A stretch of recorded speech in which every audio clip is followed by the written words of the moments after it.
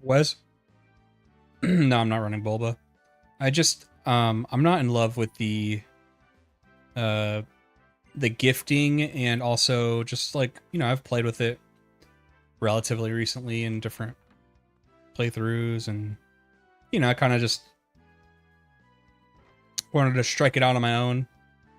I am concerned about who the sixth member is gonna be, because like I added three Pokemon like very quickly together. Excuse me. I have no electric user, and I had planned on getting the Lucario because I love Lucario. But then the issue is, where am I getting my electric attacks, if any at all?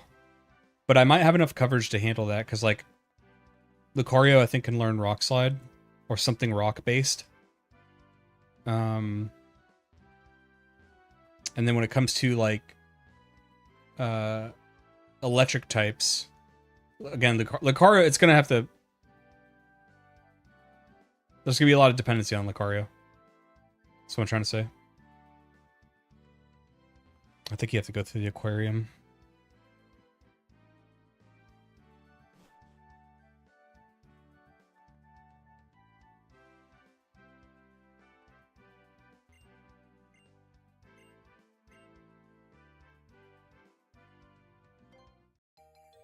Lapras is another one I've played with so much. I kind of try to go out of my way not to. I don't know. It's different every playthrough. I just kind of go with like whatever I feel like. Lapras not really, you know. And the name of the game is not usually to like. I don't know. I might be obsessing over coverage too much. Well, it'll add a layer of difficulty. And everybody calls these games easy, so.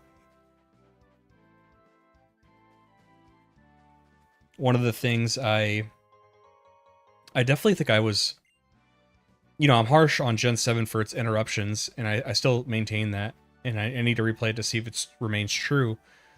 I Gen 6 does it a lot, man. I mean, like, you can't really go to a route without having one of your four friends running up to you to say something, whether it's good knowledge or not.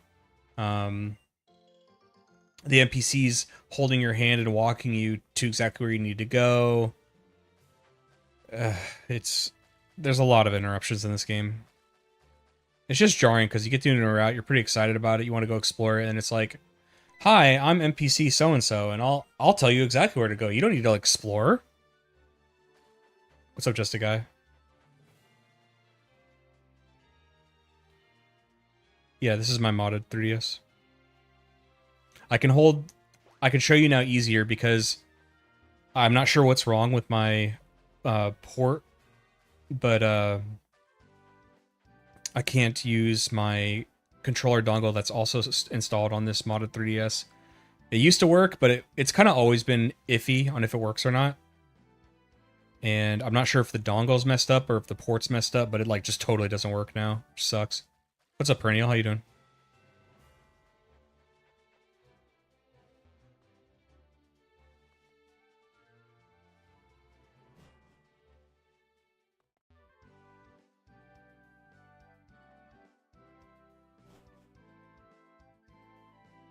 Not modded in a sense that it's running CFW. What is that?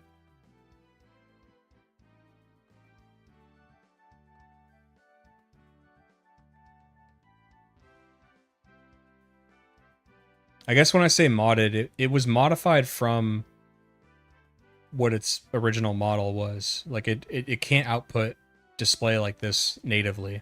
It needs to be modified. So I guess I'm saying that that happened. It's altered from how it was sold.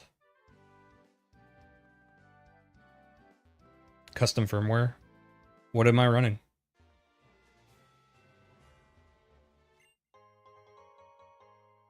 Do you mean to get the display to go? I don't know. I'm not technical enough to know the nuances of that. All I know is that I have a real 3DS that has the thing installed so it can output, and I'm playing on a real cartridge.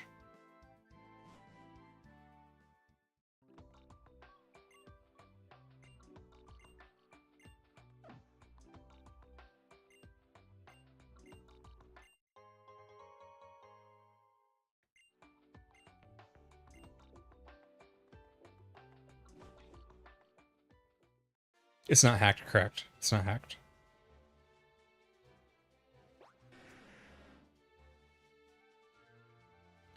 Could you get on the Rhyhorn back in the hometown? What's up, Belly? Could you get on the Rhyhorn back in the original town? Kind of forgot to do that.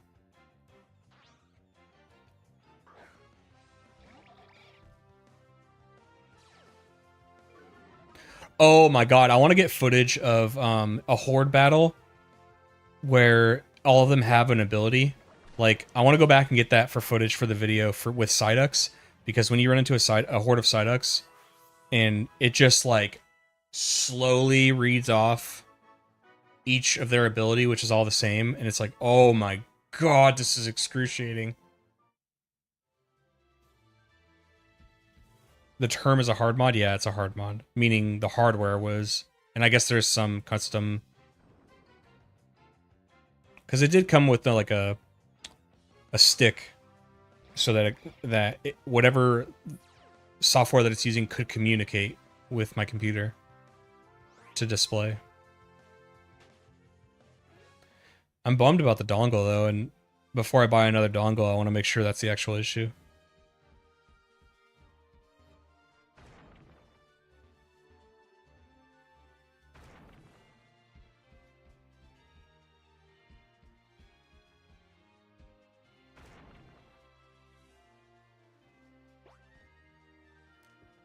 So, like, whose Rhyhorn is this, and, like, why is he allowing this? If it's a wild Rhyhorn, it just, like, does this for free? Just feels bad for people that have to traverse? Is it state-funded? Is it a state-funded Rhyhorn? Is this its job?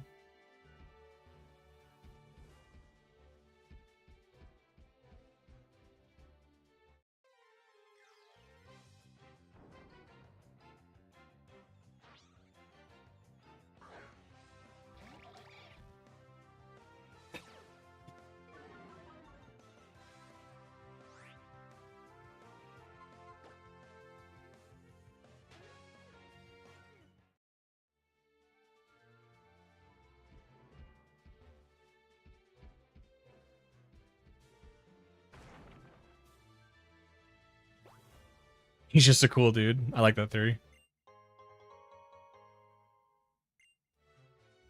He does it for the love of the game, yeah.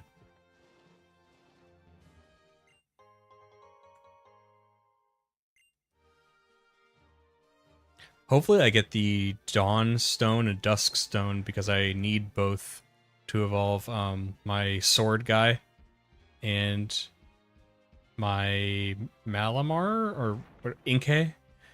By the way, I know you can see it on screen, but these are the names too. Jean, Ipe, which I think means sword in French. Zidane, Fleur de Lis, Champagne.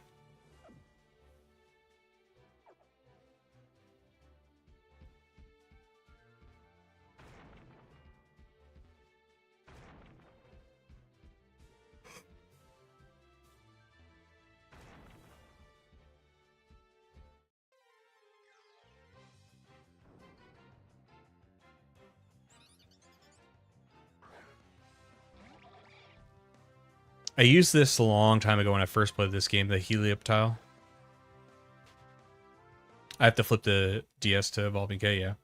Which is nice, because I thought it was a flip and a trade evolution, like you have to do that simultaneously. But I looked it up, and it's just, you have to hold it upside down. So, do I hold it upside down when it gets to level 30? Like, when do you start holding it upside down? A sky battle? Forgot all about this.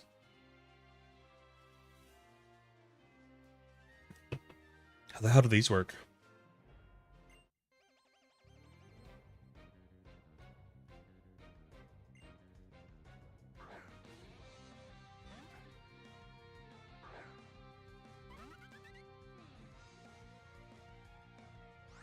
And, oh, you have to use your flying Pokemon? That's kind of cool.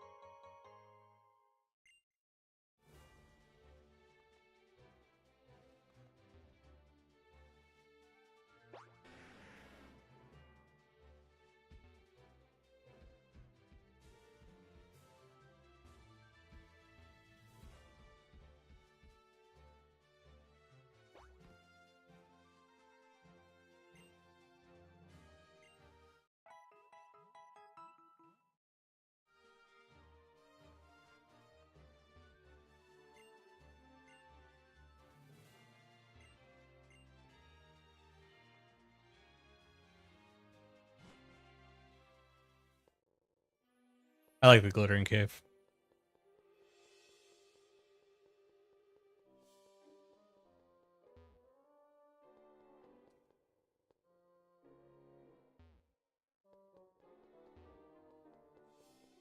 You kind of need locations like this in the game because it starts to feel a little bit, you know, so many of the towns are like, I mean, and I get it, like it's based in France and that's just how it is, but so many of the towns kind of look the same. You know, they'll throw in like a little castle here or there. I just mean like the neighborhood. A lot of the neighborhoods kind of just look the same. But from replaying and what I remember, they add places like this in that kind of make you, it feels diverse. Like it feels like a actual changing of the setting a little bit, which is nice.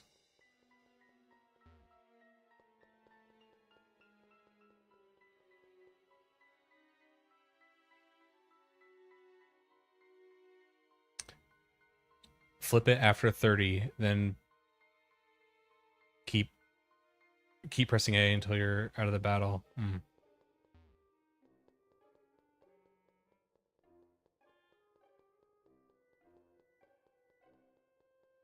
The travel between the second and third gym is long.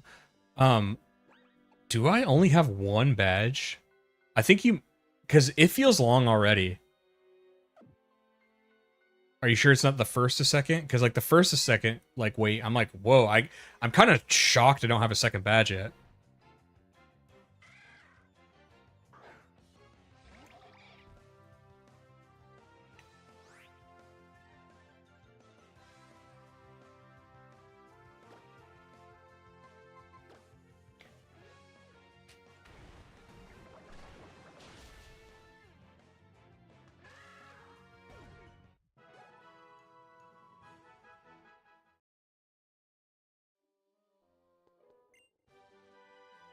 That's a good one.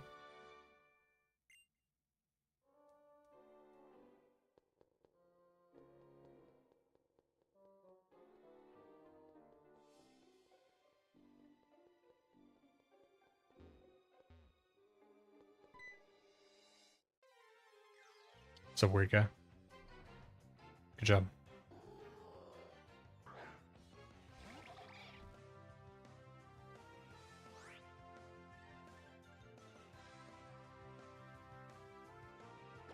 This stream is your second playthrough.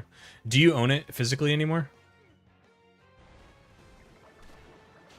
It's kind of you know, I guess I'm glad I started making content about Pokemon because like I'm not the master of all lore and stuff, but I've definitely been playing these games so much because hearing so many people be like, "Oh, I skipped that generation," or "I haven't played in forever," and I'm like embarrassed. I'm like, "Oh, I played like 2 years ago." Not X and Y. X and Y I haven't played in a long time.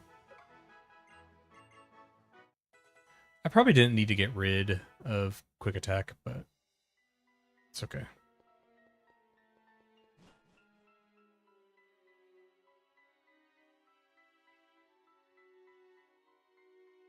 Whoa.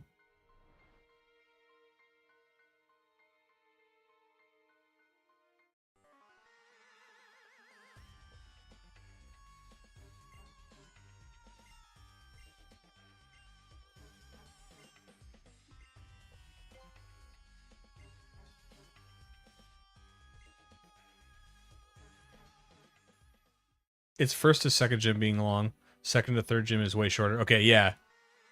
Because that's what I'm like. Yeah, I have one gym badge, and I'm like, what is? I'm just. It's shocking that I don't have a second one yet.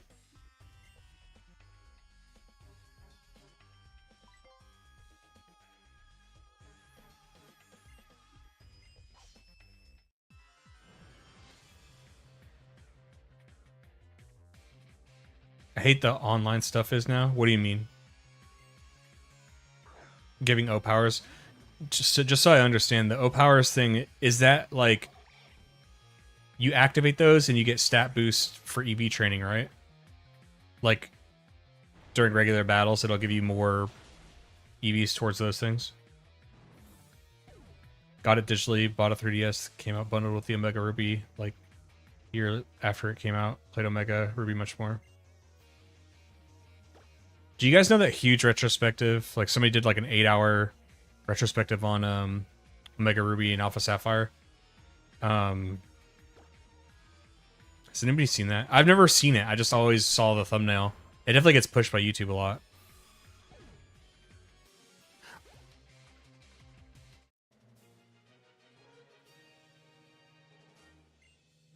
You know, it's always interesting. It's like there can be I'm not against criticism or anything, but like there's definitely toxic positivity and there's definitely like games that are treated unfairly and overly hated when it's not deserved. Like both things are true.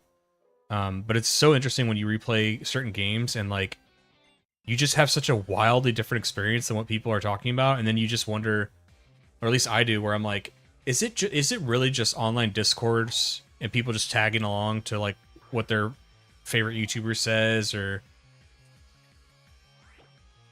because like maybe this is a spicy one for you guys. When people said Diamond and Pearl was like really slow, you know, they talk about the HP thing, but personally, I had not had a I don't think I had one fight with a Chansey or Blissey multiple times where that had come up.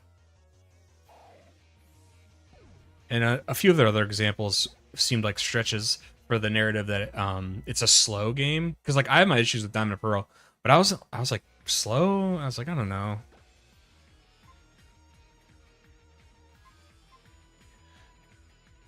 No, it actually powers up your Pokemon and you can heal your Pokemon, increase catch rates. Oh, so like when you have the O power for increased attack during battle, you're stronger with attack.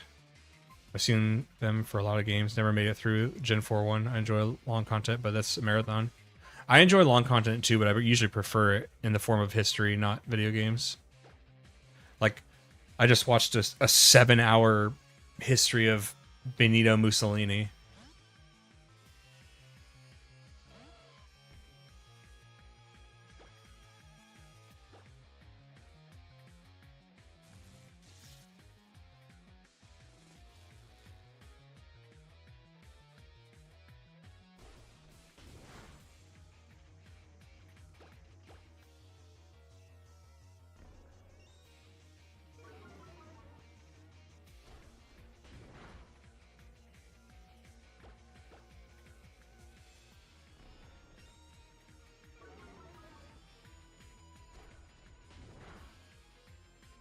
That's cool, Billy.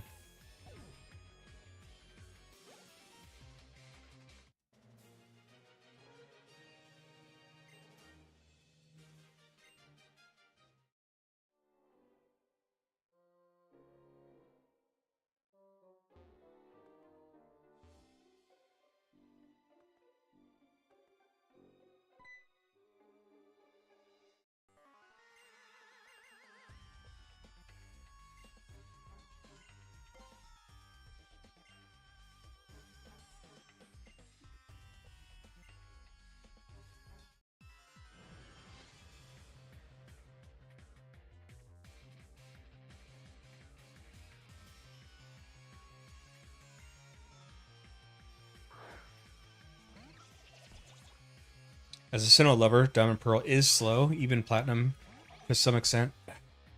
They perfected that engine for Heart Gold Soul Silver, playing a hack a Platinum now that unlocks the frame rate. Could definitely feel it. Moves like Black and White. When's the last time you played Diamond and Pearl?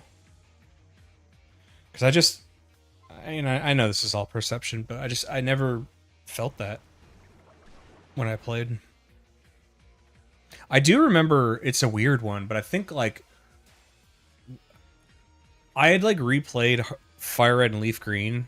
I'm talking long before the channel. And I don't know if I was playing Gen 2 or if I was playing like Gen 7 or something. Like, I don't know what I was playing, but I went back and played like Leaf Green and I was like astonished at how fast it was.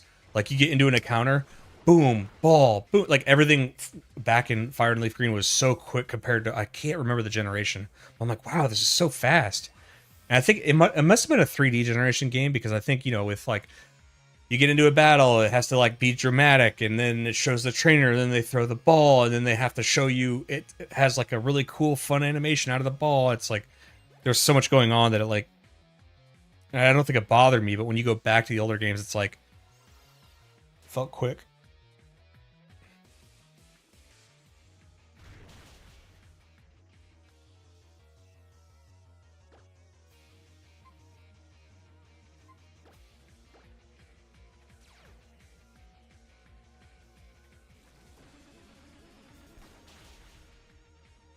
Oh, I like how they keep some of the old sound design for a long time. So what's Flame's thing? I think Xander or whatever his name was, he was like, I don't like ugliness. I want to make sure everything's beautiful. Which is like character levels of like French villain idea. Let's make our French villains like really care about fashion and beauty. You know, cause French. Thanks, Eon Kane. Appreciate you, man. Welcome in.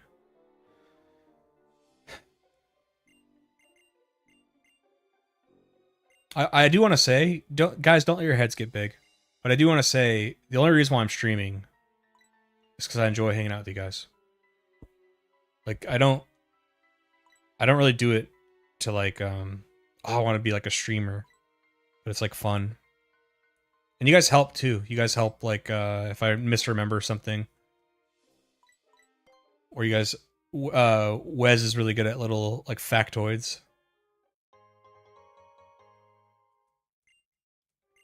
But appreciate you guys.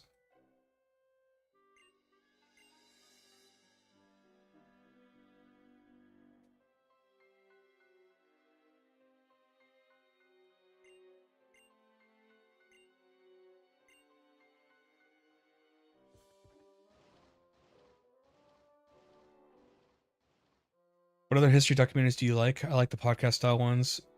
Sabaton puts out Sabaton. Isn't that a band? Um, what kind do I like? I'm all over the place. Um, I like ones that are more podcast like and less overly produced. Like I love how much and how varied the history is on Kings and Generals, but I really like I don't like. Okay, back in the day, if anybody watched History Channel, the thing that used to drive me crazy about the History Channel was like, you know, when you had cable and internet wasn't as big as it is now, especially with like no YouTube, you kind of had to watch what was given to you. So if you wanted to watch history, you had to watch it in their produced version, and it was like over the top actors that were unnecessary, loud music, quick cuts. They're always like experimenting and stuff. And I'm like, I just want to hear the history. Um, so I can't give you like, oh, this person and that person because it's kind of all over the place. But I prefer podcast ones where like, uh, they kind of just focus on the information and they just talk about it and they don't overly produce it. Um, Growing up, I didn't really love World War II history. I was more focused. I liked Roman history. But as I got older, like you know, typical, like, I don't know if this is like just what happens when you get in your 30s and you like history, but I was like, just dove into World War II. I'm talking everything. I went back, had to learn a lot about World War One to find out how World War II started. I read a certain somebody's no book because I wanted to get inside his mind. That's right, I said it. And then I read books on Stalingrad, read books on the Blitz.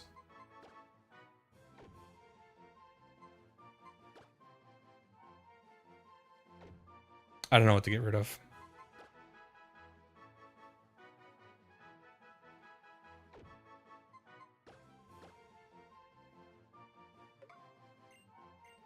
The Aliens did everything channel, right? Oh, can we talk about Aliens? Can we play? Have you guys seen that new during the congressional hearing, the new video that was leaked? Where oh, we should watch it. Come on, quick detour, guys. This is important stuff. Guys, this is important stuff.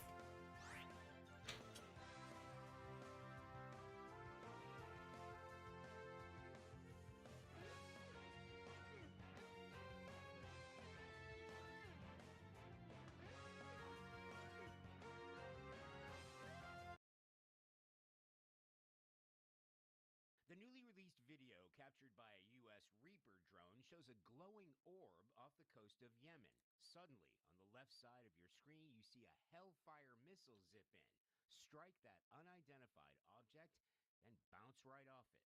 When we slow the video down, you see the Hellfire missile continue to travel on its path, that trajectory becoming clearer from this zoomed out angle. Not shown is a second Reaper drone that launched the missile. Congressman Eric Burleson shared the video at a House Oversight Committee on what the military calls unidentified aerial phenomena, better known as UFOs. That's a Hellfire missile smacking into that. And then you see right here in the middle these things. Look how they. Okay, you don't need to be into physics or a general to know that this is not how physics works. So this Hellfire missile like hits it but doesn't explode, right? Already weird.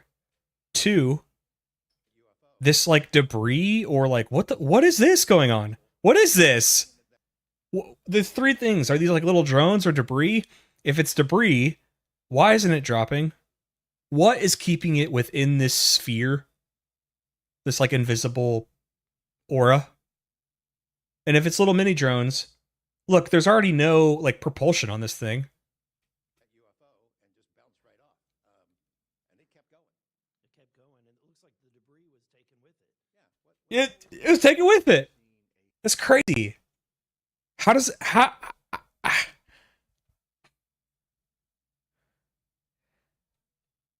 Hellfire missile hit a target and solid. There's usually not much left of whatever it is it's hitting. It's very, very destructive. What seems to happen is that the missile is either redirected or in some case perhaps glances off the object and continues on its way. A recent government this is not revealed the government received more than 750 new UAPs. okay, hold on. So by the way, somebody mentioned like why did we shoot the thing? I didn't know till we just watched this. I didn't know this was in Yemen. Now I kind of get it. I'll be honest, because there's a reason why US and NATO and everybody's in that area. And if you see something like that and you assume it's maybe like an enemy drone, which is how they were taking out tanker ships, I actually don't blame the government for trying to take it out. I'll be honest.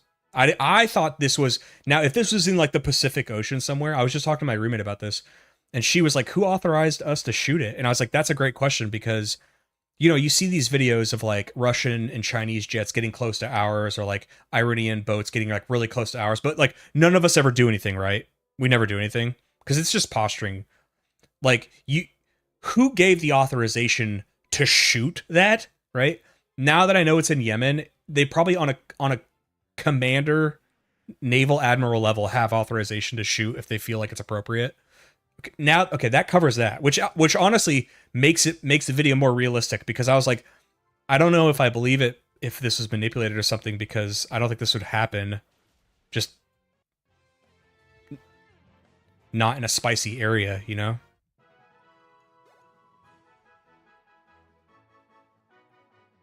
Sabaton is a band. They make songs about historical battles and such. They decided to make a channel where they explain their songs by giving a history lesson. That's sick.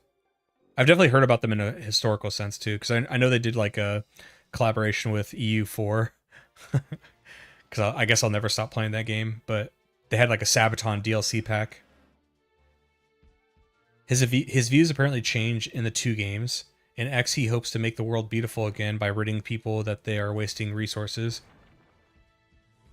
End of X, when he fires the weapon, he does so in an attempt to curse you with immortality, and why he straight up wants you to unalive you. So what is he fighting for, and why?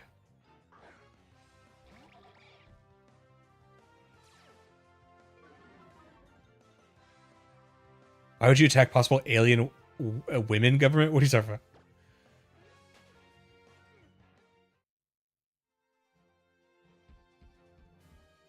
Magnets. I don't know. If that's real, I mean, it's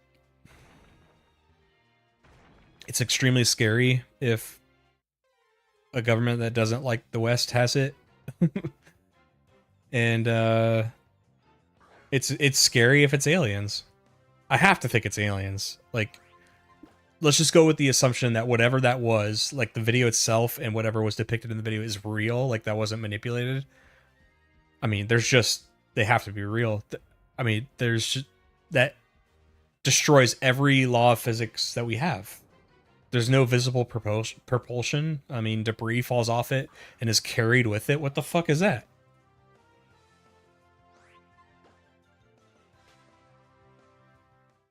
It's like science fiction levels insanity. And by the way, I am a skeptic.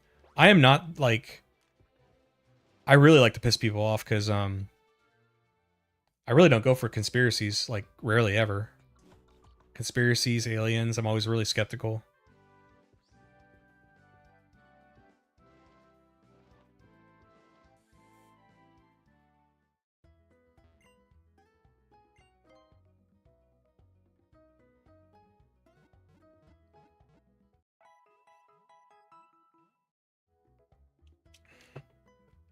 Another one is like, I think Hellfire missiles, pretty sure like the cheap ones are heat seeking.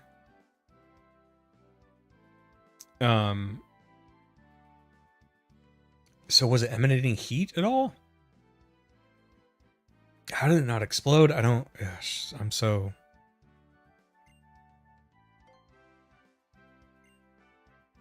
Is there a narrative of aliens that you lean more towards? Bob Lazar, reptilians, interdimensional beings? No.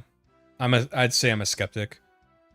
I think Bob Lazar's story is fascinating, and I've watched that podcast with Joe Rogan a million times, watched a lot of Bob Lazar content. But I'll just be honest, I don't think a lot of anecdotal evidence talking means anything. It's unfortunate because if it's true, I mean, like, what do you do? What's the guy to do? But what I'm saying is the strongest things for Bob are like he did work at Los Alamos, and for whatever reason they said he didn't work there, which is like, why are you lying?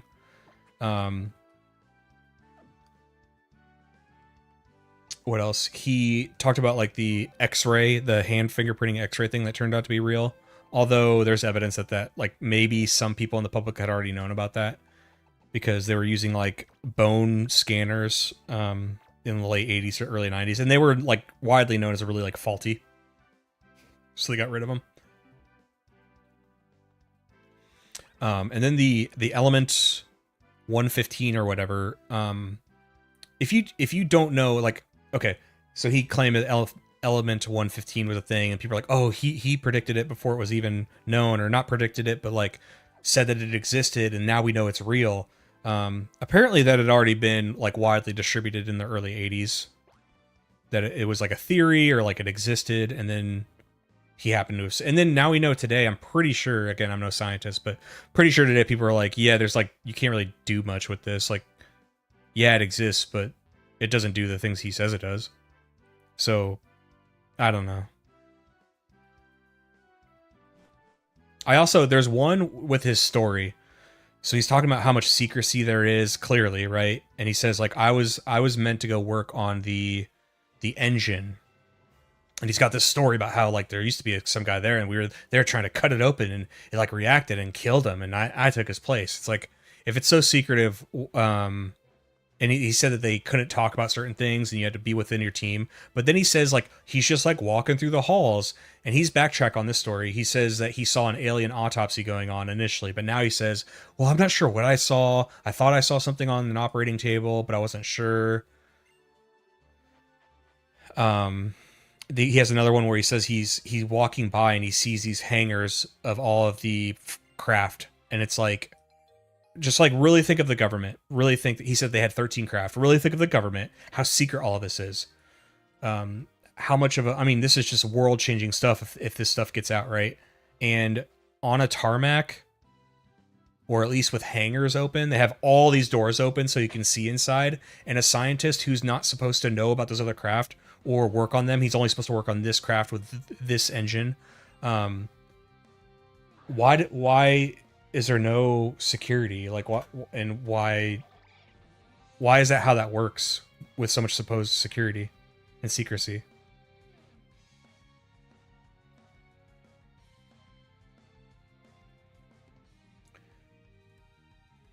The more science levels of civilization, the more impossible. So that's what I'm saying. Is like, I agree with you.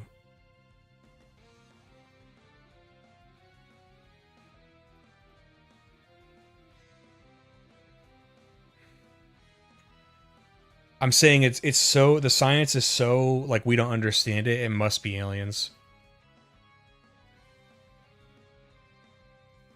It's kind of just proof at that point. It's like it's got to be, right?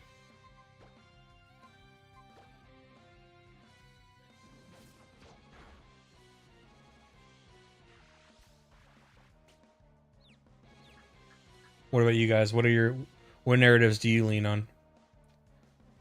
Oh, sorry. And just a guy to give you more about like, okay, here's what I think. I think the universe is too big not to have life. It's just it just does wouldn't make sense. I mean, I remember being a kid and totally like rejecting the Goldilocks zone idea because I remember growing up watching documentaries and stuff like that. They're like, well, the only way there could be life is in these Goldilocks zones. And I was like, why does life have to be exactly like how it is on Earth? Like, couldn't it be other ways? And now modern science says that like it doesn't need to be in a Goldilocks zone. We don't have any idea. Life could be in any kind of form, you know. There's too many variables to account for to say if it can or can't. I feel very vindicated. Like, 10-year-old me had a good idea.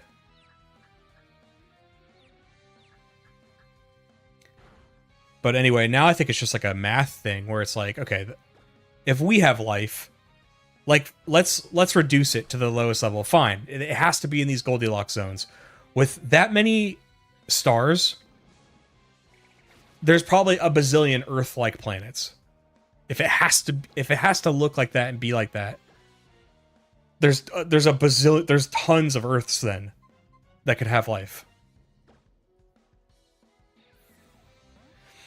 Then you get into Fermi paradox where it's like there is a little bit of an arrogance in that where it's like, well, why haven't they come and visited us? It's like there's a million reasons why they might not have come to visit us.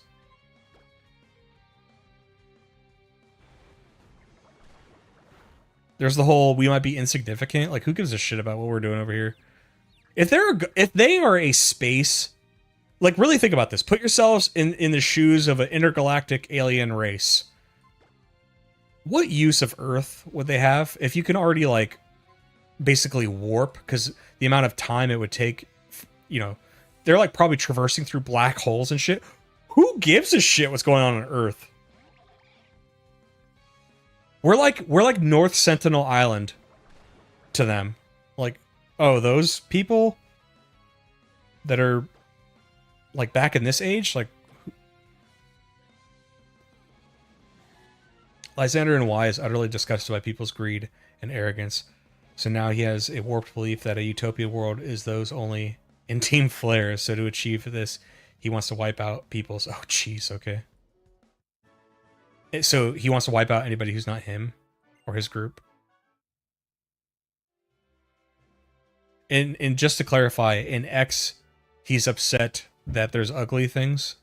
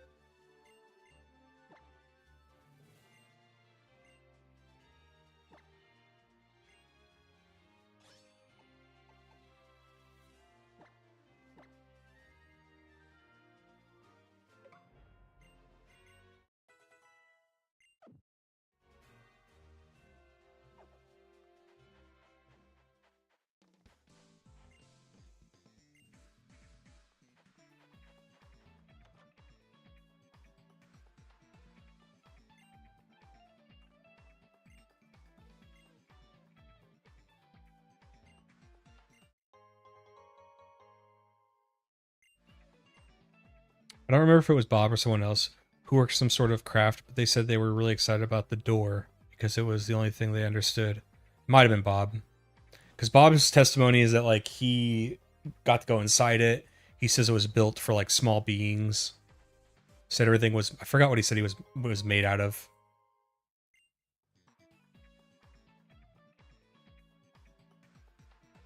That's hilarious, Wes. It's probably YouTube.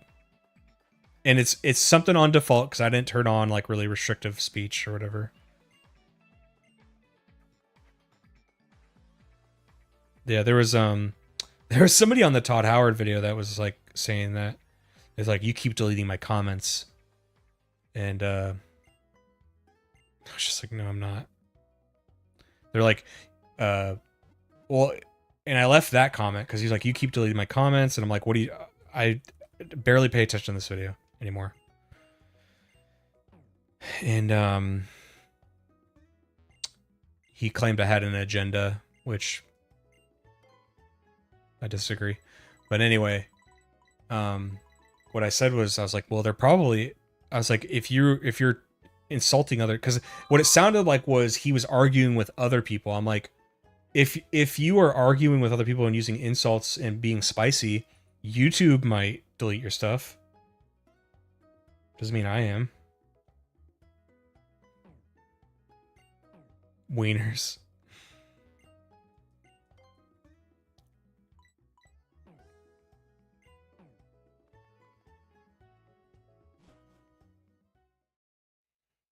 Yeah, I don't know if there's settings I can turn on or off to allow people to actually use free speech.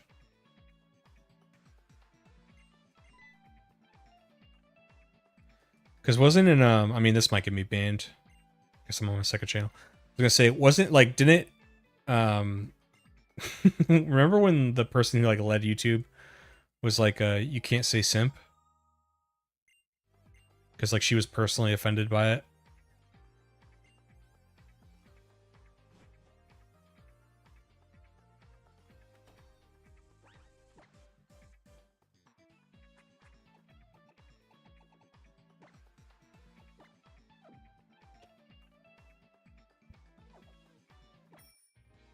It's getting rare, yeah.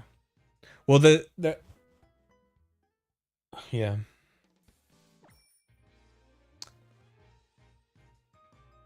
Because I'm like a hyper free speech person, but I also am the same person who's like, yes, but if you work for a company and they don't like what you say and they fire you over it, and that's not really the government, it's that company, right? And that happens on both sides, you know. Company doesn't like what you said about this person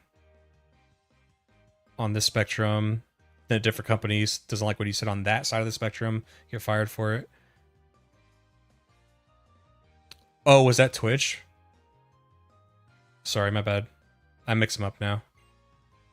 I thought it was YouTube because I thought it was like, I figured a name, but it was a woman, and I think she was close with the H3 podcast. And I remember she went on there, and I just remember seeing like a picture of her, because I don't watch that podcast, but I remember seeing a picture of her take a, like, with them, like she was cozying up to them. And I remember she had also been like, well, we're not gonna allow you to say that anymore. I'm like, that word? Of all the words, that word?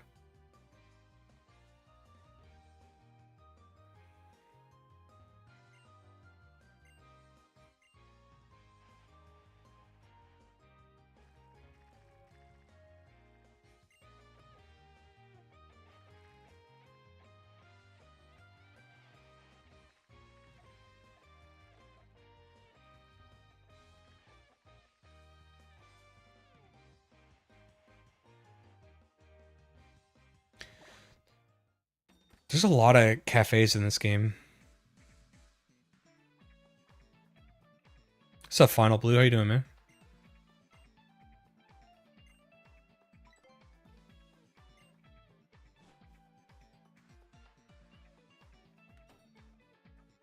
I watched Donkey on H3. I don't really follow Donkey. When you say you watch him on H3, what does that mean?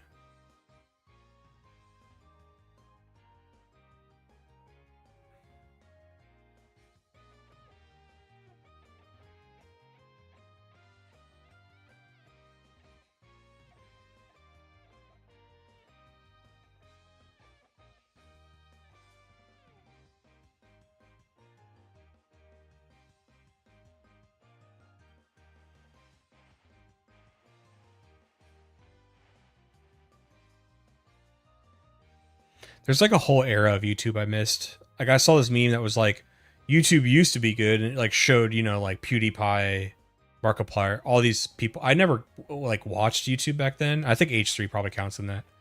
I never watched any of those people, and it's weird because it's like, I think I was the right age for it, but I just never.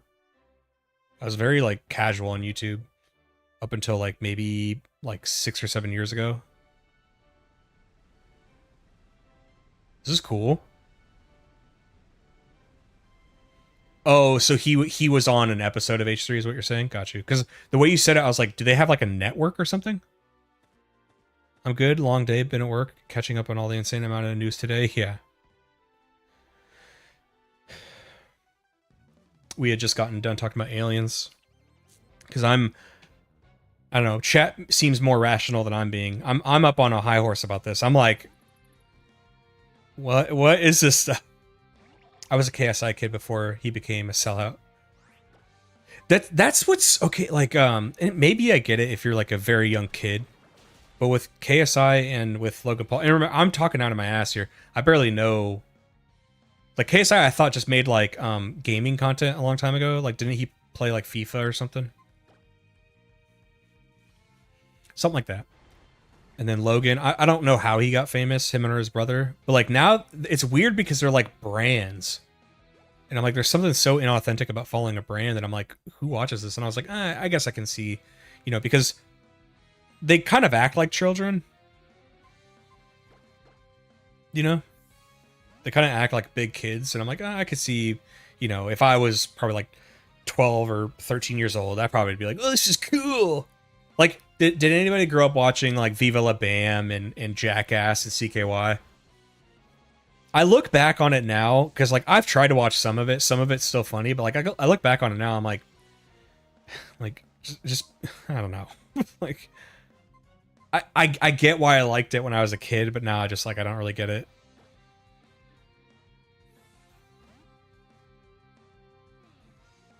I actually think some of the cooler content today involving those things is like Bam and other people doing interviews about that time. That stuff's interesting.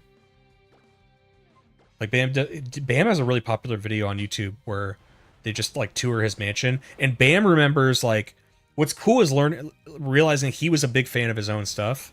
And I kind of respect that because he knew every time he went up to like a thing on his property that was in the show, he had a whole story behind it. I'm like, he was like a fan of his own stuff. I can respect that.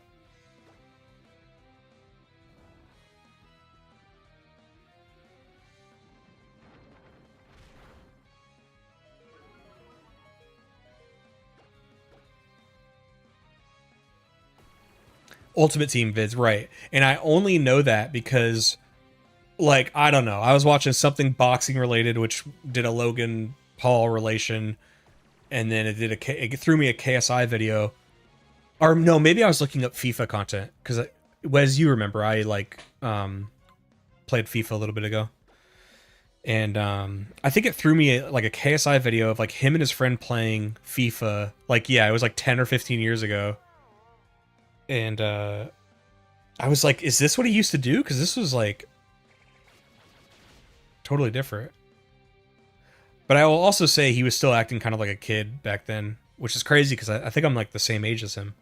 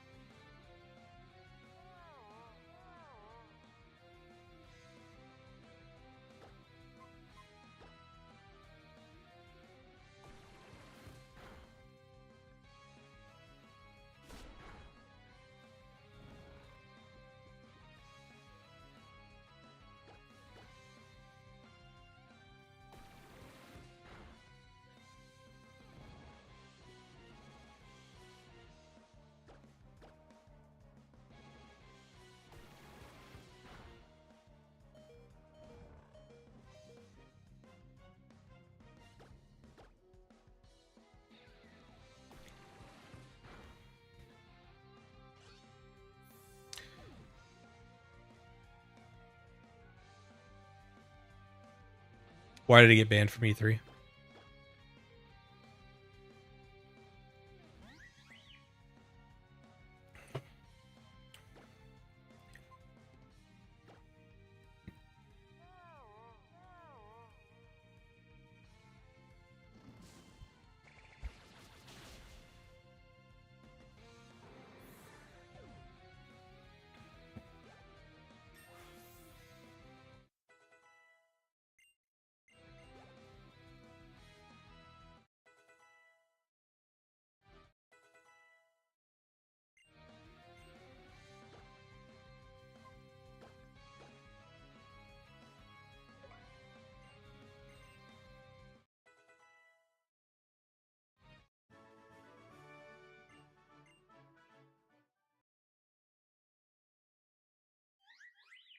You know, I was just wondering when this thing would evolve because it's very weak right now.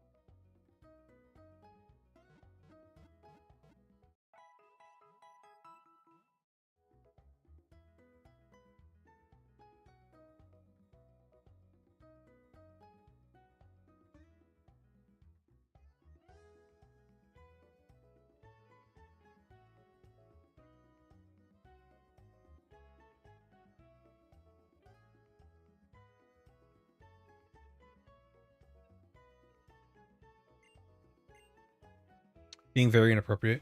Going up to people and asking hypersexual questions, motorboating women. Asking women with smaller bills where they are. What the? When was that? Do you guys know who Mango is in the Smash community? He did a kind of a similar thing.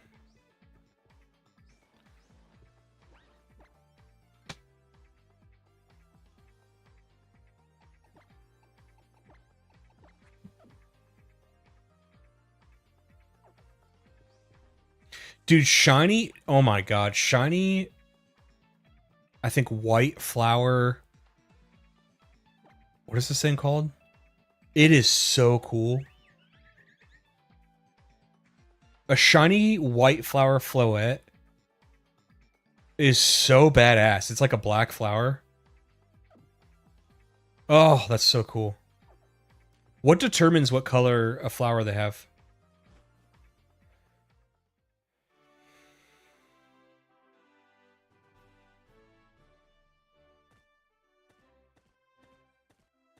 Yeah, weird guy. There's a lot of interesting gender differences that are some are like kind of in your face, like Heracross has a whole different horn. Pikachu's is like more a little bit more subtle, it has like a notch in the tail. There's other ones I can't remember right now, but there's other ones that are very tiny. It's kind of cool when you figure them out.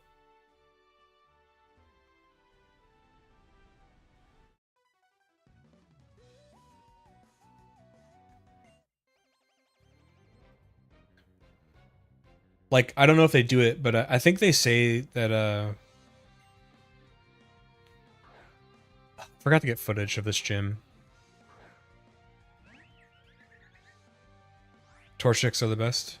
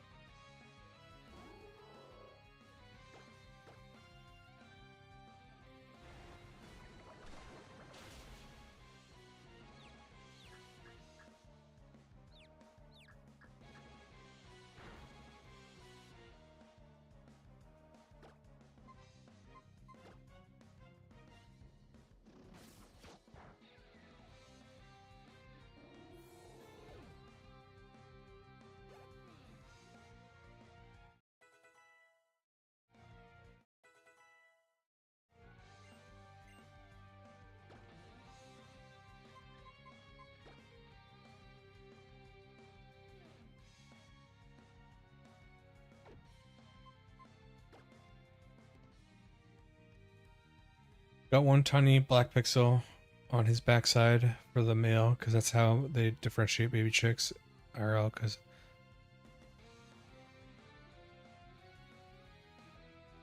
what is that hole? But I like that too, taking real world like inspiration.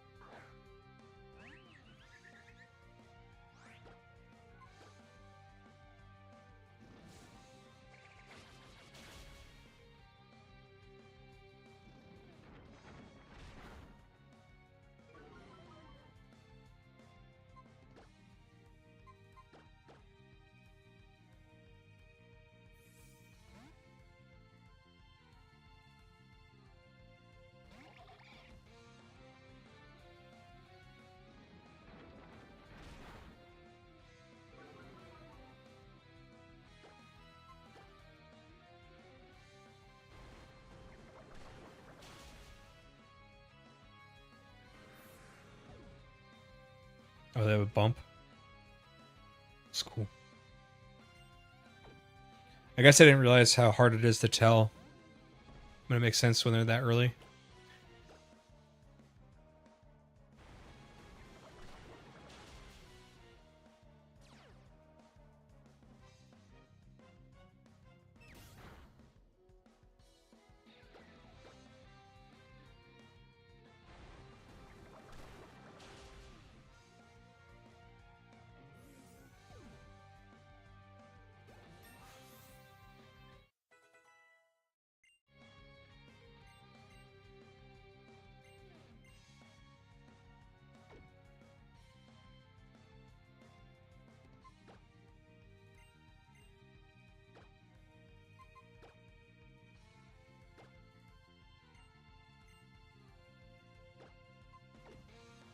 I keep meaning to say no.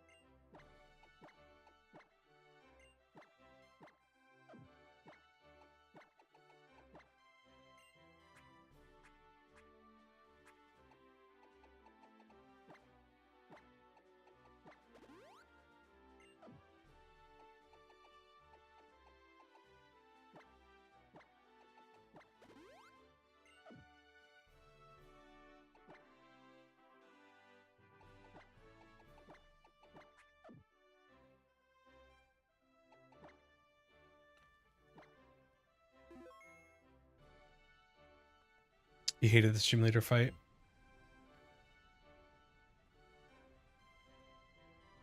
I like the gems in his hair. I think it's cool.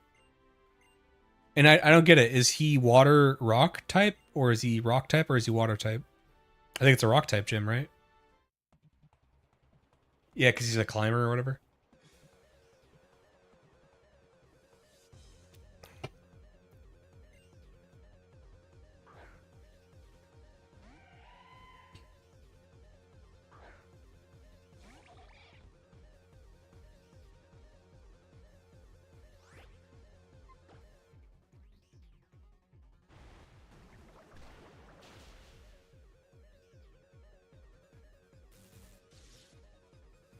Thunder Wave is annoying.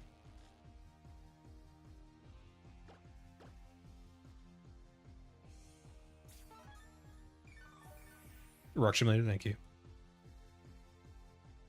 I got confused because I saw all the water, and then one of them had a, I don't know how to say it, Relicanth.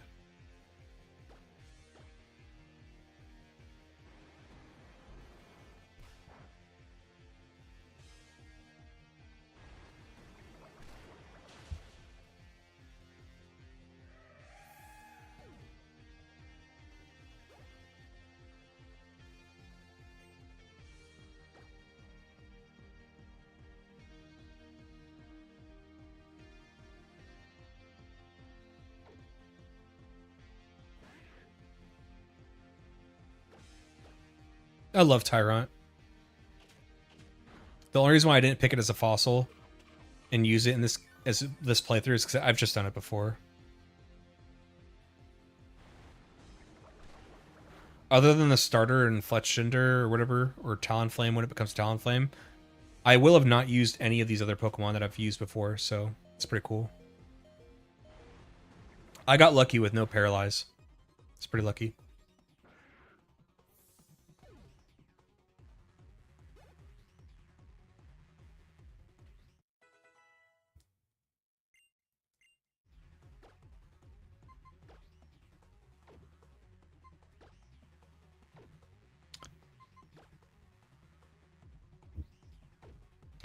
They keep wanting to give me special attacks for this Pokemon.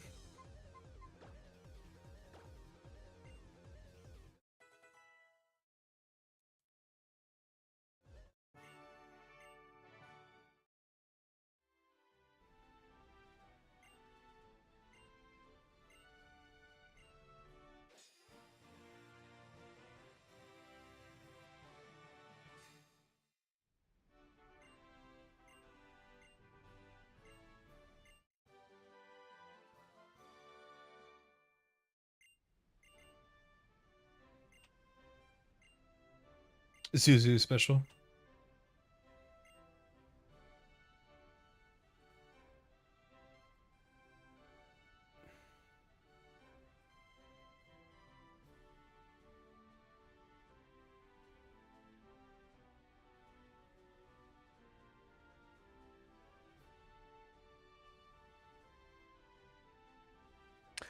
It doesn't learn. What the fuck? It doesn't learn Brave Bird till 83? 64. They changed it. Okay, so in Gen 6, it's 64, which is already crazy. In Gen 9, it doesn't learn it till 83? What the fuck? Why would they do that?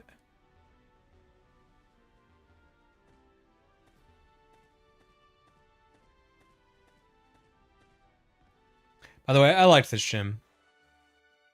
I think it was a cool puzzle, cool design, cool setting. Matches the gym leader.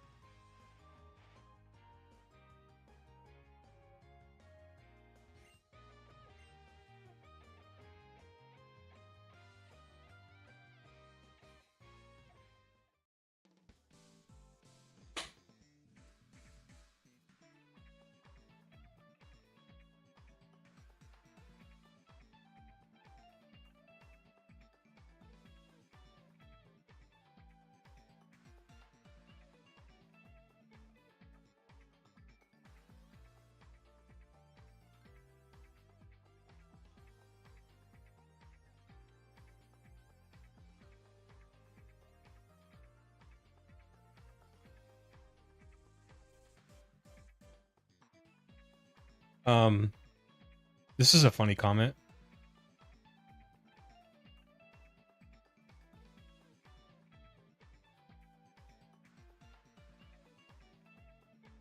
This is a fun one. Let me guess. Fallout 3 is bad and New Vegas is fantastic.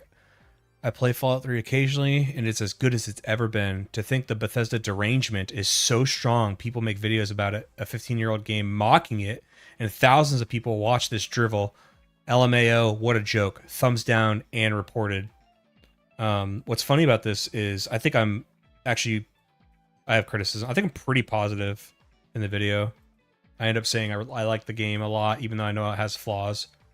And it's a funny usage of the word derangement to like see this thumbnail, click on the video, not watch it, and write this impassioned of a comment that is truly deranged is special. It's a special form of derangement, and I applaud this person.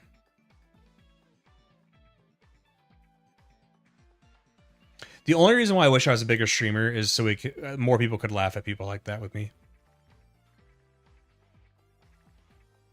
I spoke the Mega Raichu to existence. Thank you. Thank you for giving me my proper credit. Because I literally just... You were a witness. I spoke about that. I was so... For some reason, I was so excited when that happened. Guess that someone didn't watch the video, right? Which is funny because, like, look, Bethesda fans and Todd Howard fans, you guys are not doing yourselves any favors when I make the assertion that you, in fact, are the most deranged fan base there is. And I'm saying this as somebody who likes Bethesda games. You are the most crazed fans. It's not Nintendo fans, it's not Pokemon fans, it's not Xbox, it's not PlayStation fans. It's Bethesda Todd Howard fans. They won't even watch the video. They're just like... It's truly, I mean... I don't want to speak this into existence ever, but maybe it's not the right time to make this quip, but I'm waiting for the first time somebody gets hurt over a video game opinion. And as crazy as that sounds, understand, we think it's crazy, which you should. But with how religious it's getting with video, like, you can't say a bad thing about the game.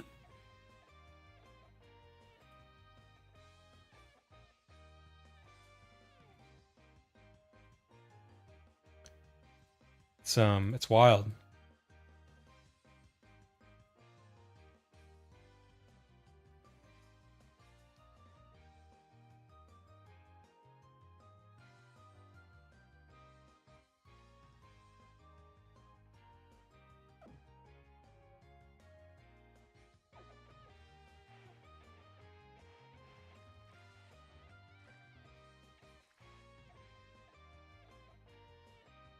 The only criticism I remember you giving was that aiming is poop. So it is. It completely is. I don't know why that's, you know, anybody who's mad at that. I mean, you're not the one not being rational. And then secondly was the story, which I think I defend. I give them all my points to. And another thing is like timing. You're talking about a game that came out 15 years ago. Yeah, I've talked about games that came out 30 years ago. I want to play old NES games. I want to talk about games that came out 50 years ago. Who gives a shit? This whole, like, what they do to make you sound ridiculous is always so funny. So hold on, you clicked on a video that was about a game that came out 15 years ago? What a loser. What a loser you are. They act like they're not being ridiculous. Like, and then, hold on, so, as long as I was praising it, it's okay to talk about a game that came out 15 years ago?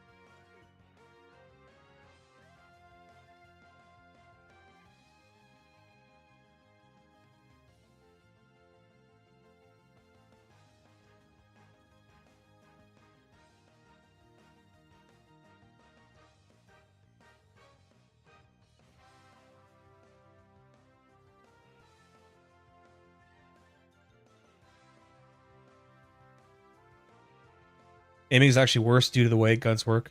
I don't think you noticed it. The gun shoots at the closest body part. What do you mean?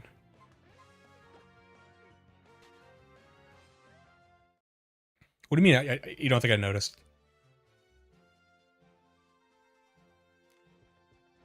I think I talked about it like twice.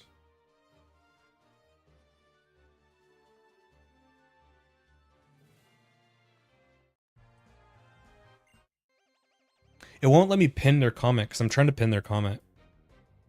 I think they deserve more attention.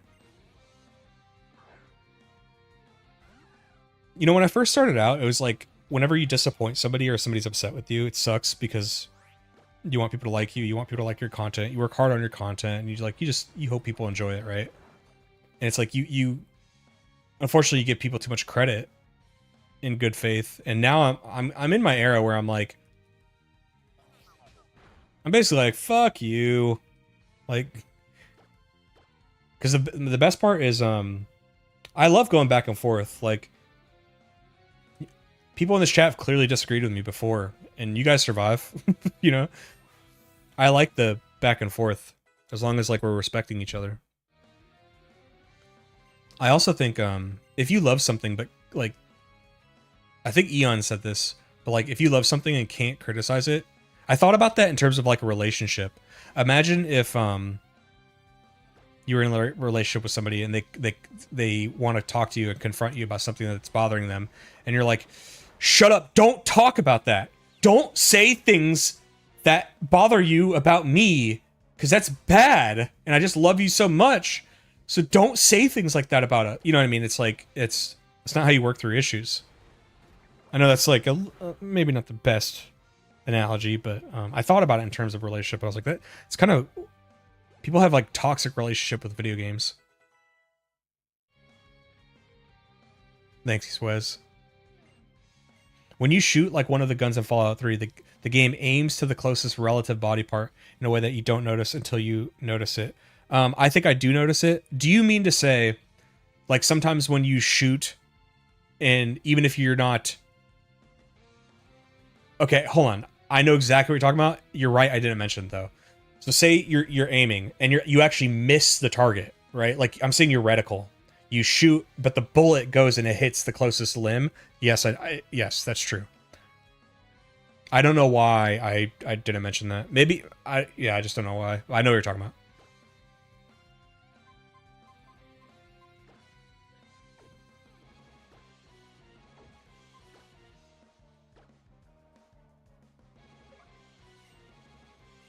I got you, Youngkin. I don't know why I didn't mention that.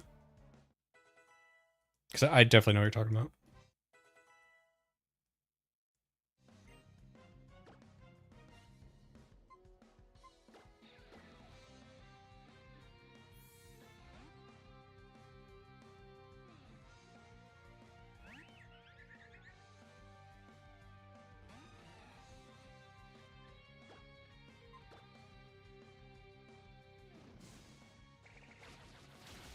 I downloaded a mod 3 seconds after noticing that.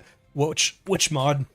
You know, it's funny. Back in the day, modding for Fallout 3 used to be so like not very user friendly, and modding got easier as newer games came out. But now, modding even for old games with things like Vortex and stuff they've made it so easy that I realized how easy it was to put mods on Fallout 3. Kind of used to be like that with New Vegas. Now my New Vegas is like souped up with mods, and I'm afraid. By the way, what do you guys think? I just want your opinion. So I want to play New Vegas. I'm not going to stream it, but I'd like to play New Vegas after playing this for the next video, and I want to play it with mods because I'm excited to use them. I've never used mods in New Vegas, and the ones I got for me personally have nothing to do with story. I just got some like I think graphical ones, some bug fixing ones, and a lot of gun ones.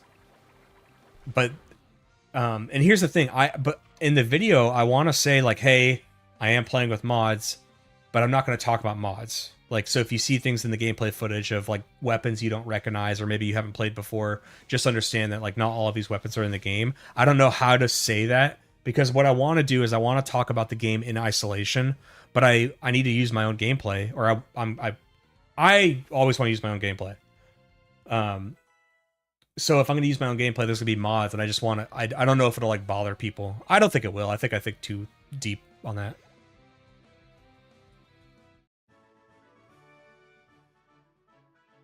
It's more of those nitpick things you don't notice, so it's not that important. I think it's important. I just happen to not mention it. But I think it would have made my argument stronger. That even when you miss, it doesn't do the right thing. You know.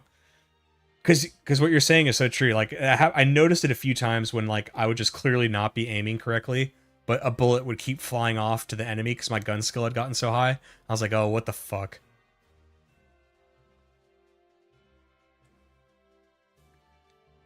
The worst relationship with games, I think, are the games that you continue to pay over a long period of time. I have friends that have spent so much money on a single game over the last decade. Can you give me some examples of that? I like that as a topic. I know somebody close to me that has been putting money into Warframe. So much money, guys. It's, oh my god, it's like scary how much. Listen, so much money that I genuinely think it's held this person back and will continue to hold them back and do irreparable damage to anything they want to do in the future because they put for the last, however, they were like an early person to Warframe. Must be over 10 years now. Probably over 10 years of pouring money into that game. And I think it's just like cosmetics. But this is a person who deeply values like connections and wants friends and stuff like that. And I'm not blaming the company behind Warframe. But they like made this person like a community mod. Like the actual developers like spoke to him on certain occasions, like, hey, like, can you like mod our Discord? You know, like innocent stuff like that. But to him, it's like, that's like the president calling you. He's like, oh my god, you know, to him, like that was like, there's no higher high. So he has like a sense of loyalty to it now, and will, you know what I mean? It's the bigger question is, what is your favorite DLC for New Vegas, and did you play them all beforehand? The answer is no, I did not play them all beforehand. And I can't give you a good answer on that because I don't remember them too well. Do you remember that week I lost of time to like, oh, I was like figuring out my audio and figuring out what I want to do with my channel and like how I want to make my videos and stuff. And I said that was wasted or whatever. That shouldn't be a thing going into the New Vegas video, so I should have plenty of time to play through the base game and DLCs and give you a good answer on that once I play them. What did you guys think of me like just barely touching the DLCs in the video? One person complained about that, but I said in the video why. And sometimes I compare myself to other retrospective channels. I looked at Salt Factory's video from like 7 years ago. He just did a 1-hour video where he just kind of touched on a few topics, and he also briefly mentioned the DLCs. He made a separate DLC video for Fallout 3. So I'm like, I don't know, whatever the content creator wants to do, I think they should just do it that way, and I like kind of where I'm at. To be honest, by the way, the Fallout 3 video is doing much better than I thought it would have. And, you know, do I wish I would have made or talked about the DLC more? Sure. But I also got to think about, like, I'm doing everything alone, man. Like, gameplay, writing, audio, editing. So it's tough. I think if I would have gone into as much detail as I wanted to on the Fallout 3 DLC, it would have been, the video would have been twice as long. And I mean, already at 1 hour and 13 minutes, I was like, holy god, that took a long time to make. Curse all of you PC Master Race modders. The thing is, I've been a PC gamer for a long time, but I guess when it came to modding, if you didn't spoon feed me sometimes, I was like, oh, it's too hard or confusing. Vortex is a godsend for sure. The way they describe it, it sounds like a relationship that takes more than it gives, yeah.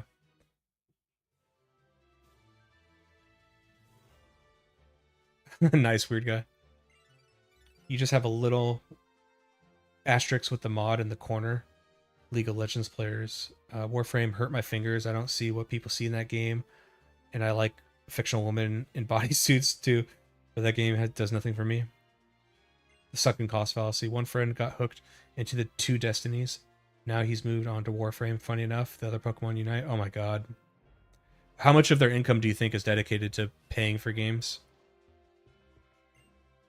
I'll buy one thing cosmetically. The only thing that make me feel unique. Problem is I often tend to take a long time before I make that decision that I really do it. Like when I played League of Legends way back in the day, I was shit at the game. I just liked playing it. But I was the same way. I would only ever buy like one skin, even for my main. Some people just go like overboard, man. The audio arc. Yeah. Well, you know, it's worth it because I still don't think I have the audio like perfect. I'd like a little bit more bass in my voice. I'm not talking pirate software, but like, I mean, I loved how my old audio sounded. I just wanted it a little bit more cleaner. And I wanted to be able to speak with another mic close by for the podcast type episodes, which my old mic could not do. It would pick up everything. Here's how I describe my current audio setup.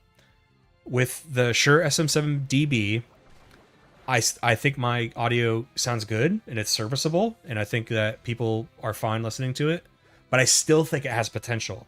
Whereas my last mic, I had it perfect, the highest potential it'll ever be, but it wasn't going to get any better, right? With this, I think it's going to get, like, I'll figure out little tweaks and it'll get better over time. The thing is, DLCs are just appetizers for the main game. They don't really do anything unique, and you talking about the unique parts of them is good. You let the person have the choice to go investigate them on their own if they haven't done them already. I agree. I felt like, you know, if you cover them and, like, this is kind of what they offer, this is the setting, I show you footage, like, look, there's like we talked about the Omega Ruby Alpha Sapphire like 8-hour retrospective or whatever. The reason why I've never watched it, I've only ever seen the thumbnail and the time on it, and I was asking you guys because I was like, how much is there to say? I mean, to beat that game only takes like 10 hours. Like, you know what I mean? Like, how do you have 8? I don't know. I'm not. Look, I'm in the same space. I get it. It's kind of a real question too. It's not rhetorical. I'm like, I don't. How do you find that many things to talk about? So by the time I get to the DLCs, it's like, yeah, you get to do this in the DLC, you know. Record a diss track in the comment section so we can assess the base quality.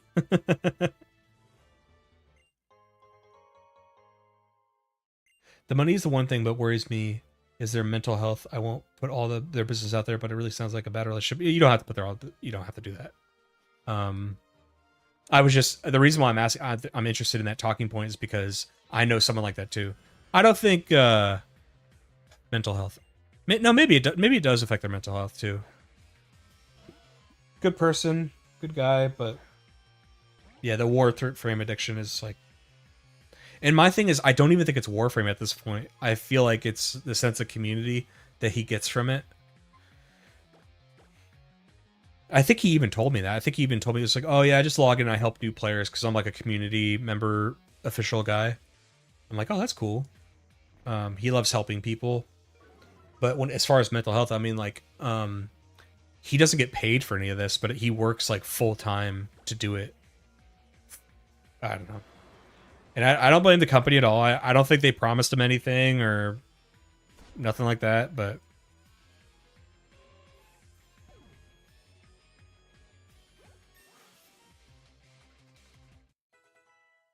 like they hate the game. They've been hurt by the game, but they hate not playing it even more and miss her. It's scary. Yeah. My thing, the battle I'm having is like I used to be a fanboy of things, right? Like completely irrational, kind of like the comment we just looked at earlier. But I was like 13. I remember when I used to think Star Wars was perfect. Nothing was wrong with Star Wars. Everything's perfect. Basically, George Lucas is Christ. That's like how I used to think of Star Wars. And I actually think Red Letter Media of like 2010. I thank Red Letter Media for like waking me up and like teaching me just a broader lesson in that like you can like a thing and like also be like, oh, they did this bad, I don't like this or whatever. For people who think that's complete, like, you can't say that, it's like, dude, what are you talking about? I'm not burning a Bible or spitting on a Quran. What are you what are you talking about?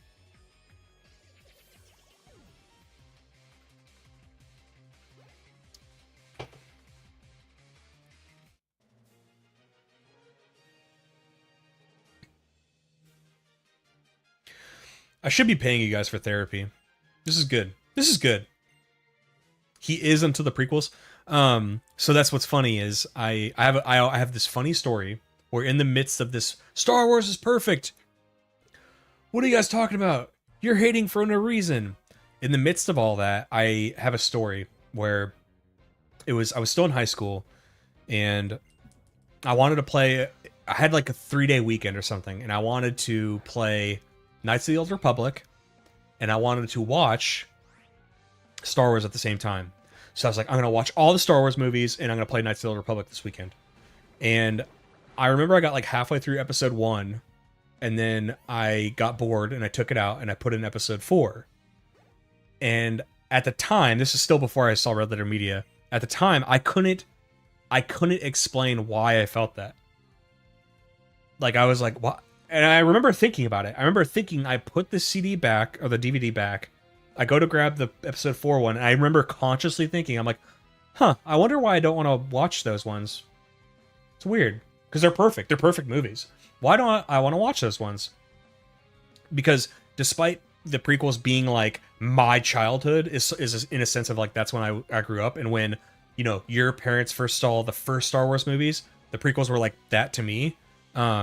Despite that, it was like there was some, but despite that, I grew up with the originals because, you know, those classic VHSs. I can show you them. My uncle would watch the originals in the 90s with me, so I actually identify with the originals more than I do the prequels.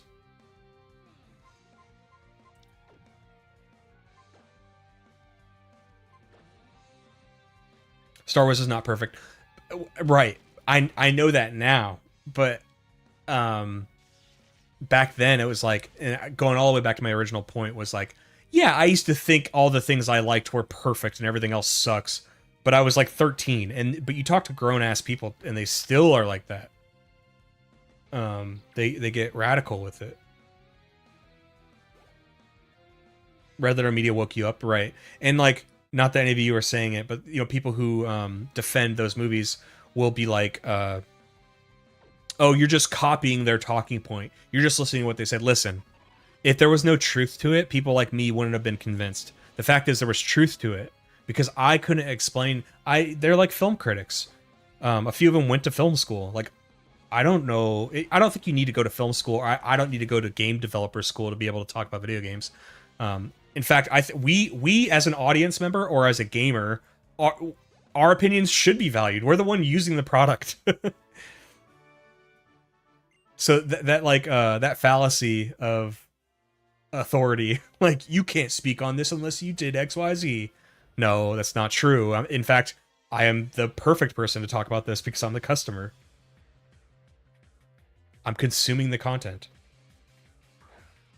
I have 3 different sets of the original VHS. I'll show you mine. I'll show you mine if you show me yours.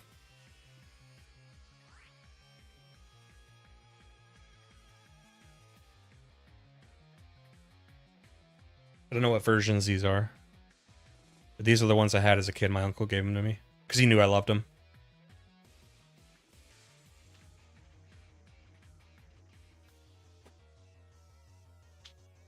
And then I paid a pretty penny like 10 years ago. I paid a pretty penny like 10 years ago to get the last, because this is long before Disney. George didn't ever want the originals in any form to ever be seen again without his specialized version. And I have the last DVD set that came with both versions. So when you buy the originals, it came with like his specialized edition. But on the other end of the case was the actual original edition, nothing added. And they never sold it again. And I bought that back then. And I still have it. Proud of that.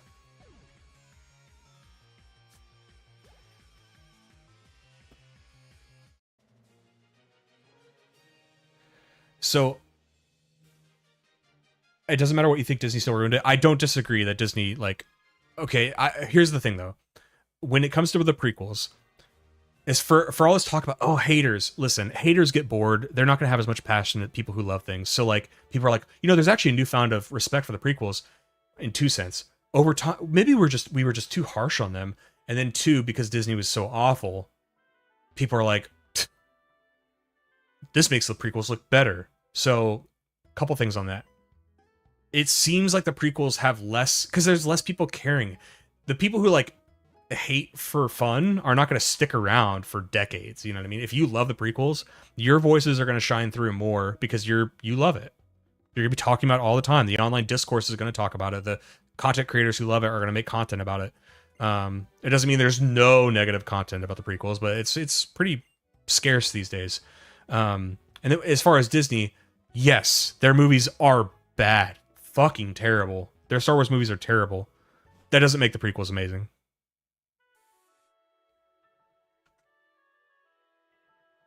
Okay, this is Empty Bellies. Thank you for the messages, Wes. I'll check them later. This is Empty Bellies stuff. Shit, where'd it go? Hell yeah. Dude, you have all the Back to the Future? Hell yeah. Wow, this top one is interesting. I've never seen that. In fact, Empty, aren't you Canadian? Is that maybe why I've never seen these? The only ones I've ever seen are I've seen this gold set. And I've seen the ones I just showed you. I've never seen these other two though. Interesting.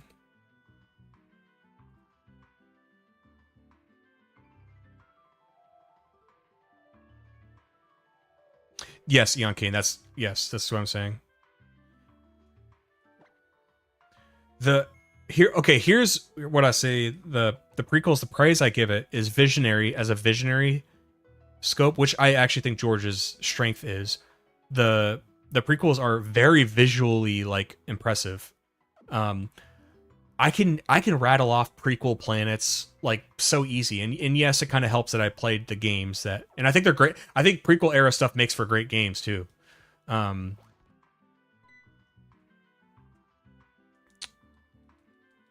Disney, I don't remember dick about those movies. Like there's not I'm really drawing a blank on like what I and then the best part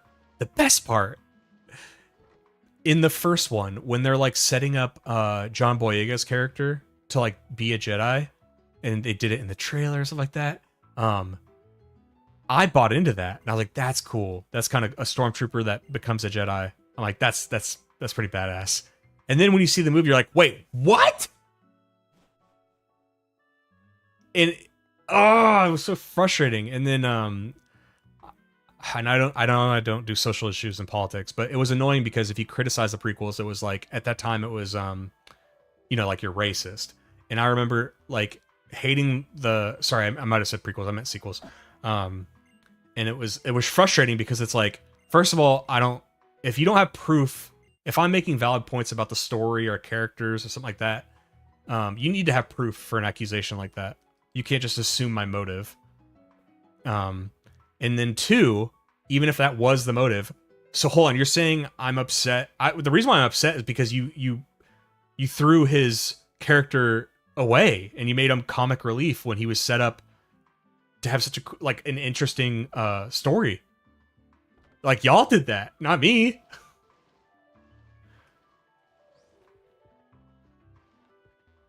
You watch them, you don't remember anything about them, which is impressive, right? Snoke, why is he there? Yeah. Well, here's the beautiful thing. I was so like excited for the sequels. I even had a narrative. I was like, because I didn't like the prequels, that I thought, you know what, George.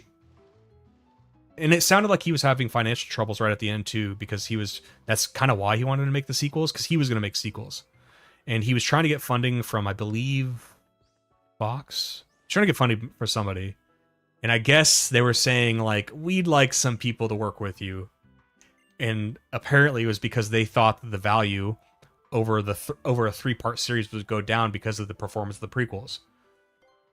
So they were like, we'll give you the money, but you need some oversight, dude. Like, and I'm sure he felt the type of way about that.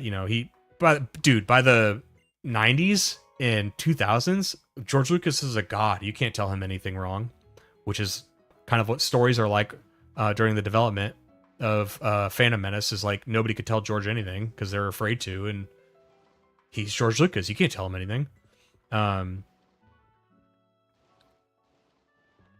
Yeah, I kind of went on like 10 different tangents there. Sorry. The name of the galactic capital, Coruscant, actually came from the Timothy Zahn Heir to the Empire trilogy. Yes, and I liked that trilogy a lot. Those are the only Star Wars books I kind of liked. And I'll be honest, even old EU, a lot of old EU sucks ass. I'm sorry, but Timothy Zahn's trilogy rules. See, I don't even agree with Revenge of the Sith. I don't think it nails the landing. I don't think a 30-minute lightsaber battle is nearly as impactful as, like, people talk about this choreography. The thing that always was interesting to me was less the choreography with lightsaber battles, but like what was behind it, right? When Obi-Wan and Vader are fighting, it's like kind of like these two older guys at the end of their run, right?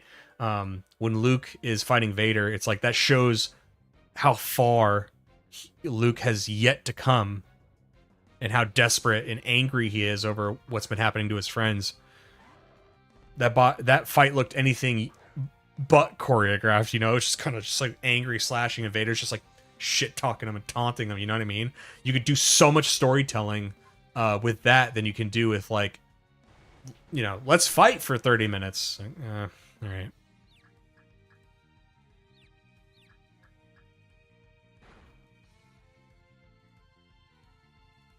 I don't see what's funny is you picked up on that and I didn't even mean to, but I'm like accidentally a genius. Anakin didn't nail the landing. When I say so, here's a point about nailing the landing. Are Ewoks annoying in Empire or Jedi? Yeah.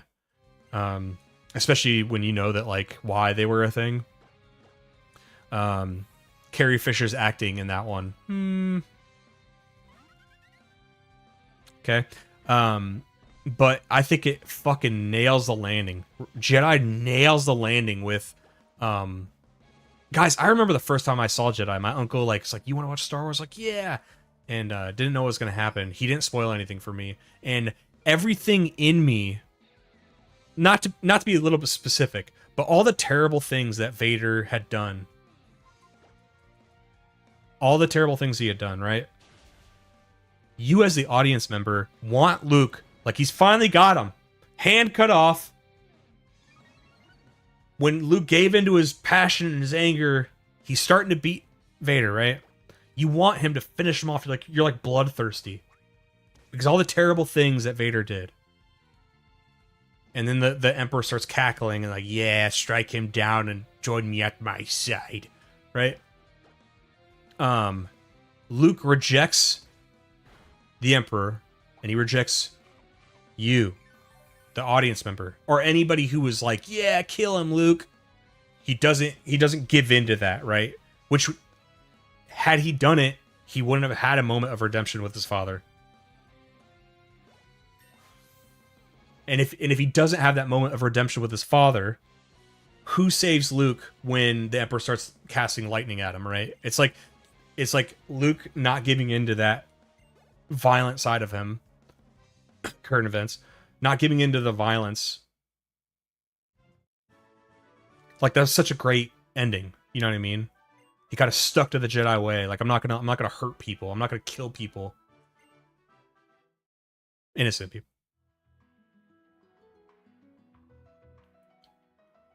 Luke's journey embodies being a true. Yes, correct. Like, and what's interesting about the originals is we don't even know what a Jedi is. Like, we don't get to see them, what a Jedi Academy looks like, what a normal relationship with a mentor looks like. We don't know what a Padawan is. We don't know any of these things. And it's cool when you see Luke acting suave and like a badass in Jedi. You're wondering, is like, oh, is that what a Jedi acts like? And not only is it's interesting because then the Jedi Masters, Yoda and Obi-Wan, are like encouraging Luke.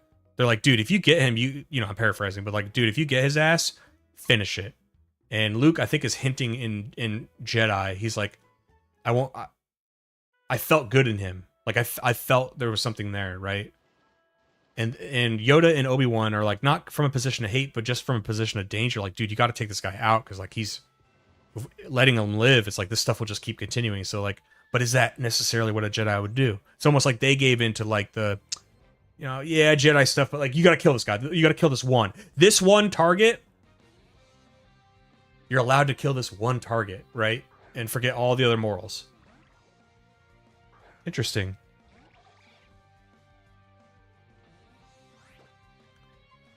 And Luke says, F that. I'm not going to do that because I felt good in him. I've also read every post-Return of the Jedi book they released. The sequels had so much to pull from, and they turn Luke into a pussy. The Jedi are so fucking stupid. Thank God for KOTOR. Yeah. I agree with both of you. I think it was unrealistic to do everything that Timothy Zahn did just because the age differences, but you could have moved the timeline a little bit and still done what Timothy Zahn did, because like what I respect most about what Timothy Zahn did was he completely respected the circumstances. Like when you start watching The Force Awakens, and by the way, Disney always promised there would be answers. They always a book is coming. Oh, this and that's coming. Like that was they had nothing planned. They had no answers, but they just kept telling you to wait. And then people who defended it were like, "You're being impatient." It's like, okay, all I know is what I see on screen. You call this episode 7, which implies that I should have seen the other ones. I have questions because I go into this one. In the last one, you lose your Warlord and Vader. You lose Super Star Destroyers. You lose a second Death Star. Your Empire loses its fucking Emperor. And then 40 years later, your like inheritor government is still on top, and now they're not called the rebels, they're called the resistance. Yeah, I'm a little bit confused. I don't know how that works. And you nullify everything that happened in Jedi because I guess it didn't fucking matter. Oh, I guess it never mattered. There was never, there was a New Republic, but I guess it sucked or something.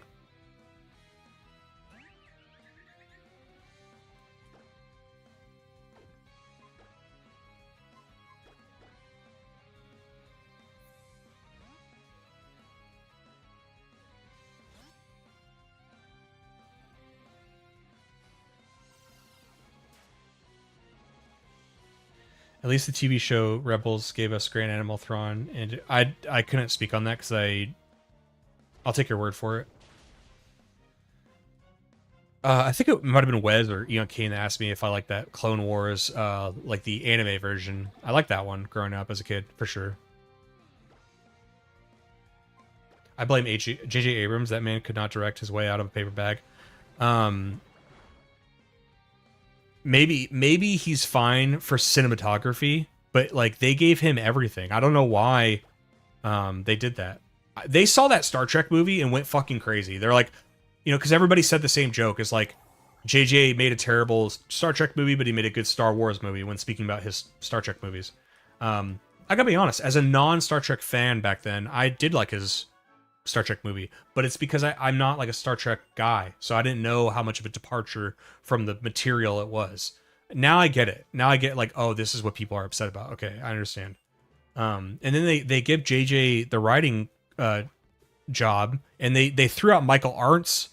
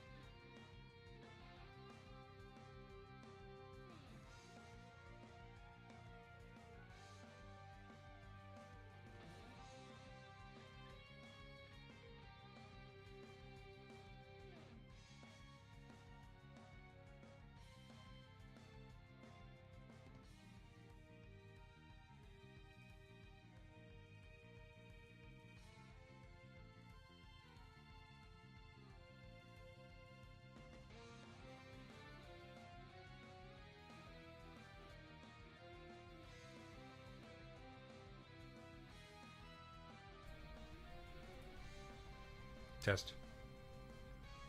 It'll be echoing for a second.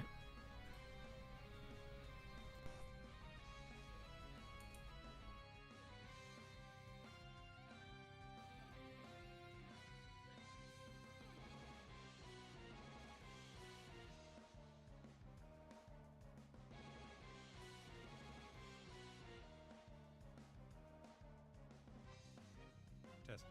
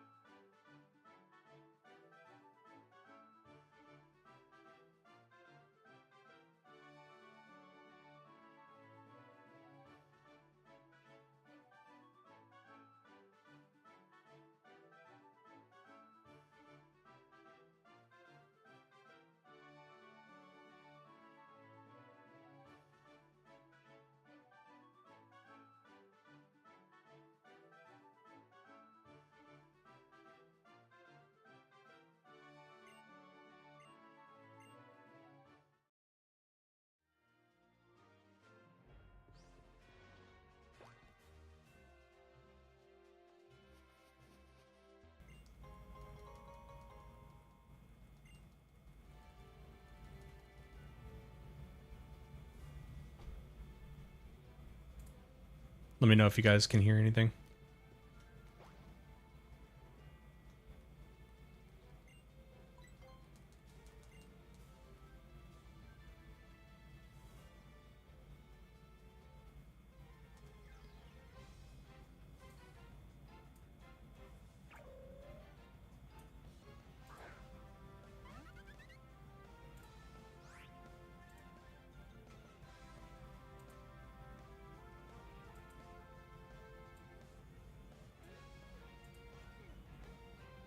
You can't hear something? It's working. It's annoying. What is the... Like, if I'm not talking, how does it... Can you hear, like, ambient noises and stuff?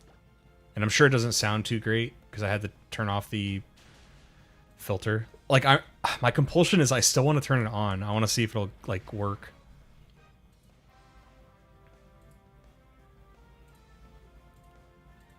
Because, like, I need the noise filter.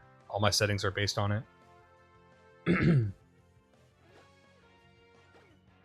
I turned it back on because what I did notice, by the way, is OBS does give me a notification on that. I didn't realize that till just now. It did say, like, hey, your mic cut out.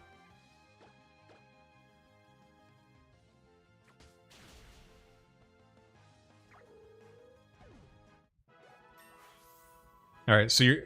Wes, when you answered that, you mean like you can't hear ambient noises from my mic just then?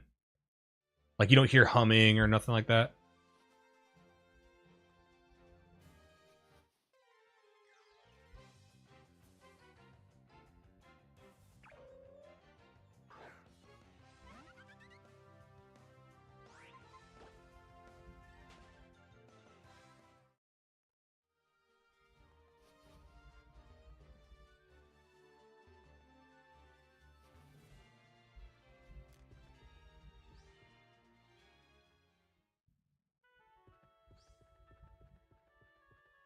No, okay. Well, if it happens again, let me know, and I'll turn it off because it works fine. On my recording for videos, so no, that's not what I'm asking. I'm asking. Okay, so the next time my audio goes out, I'm gonna remove a noise filter, which is apparently what's causing it to just cut out.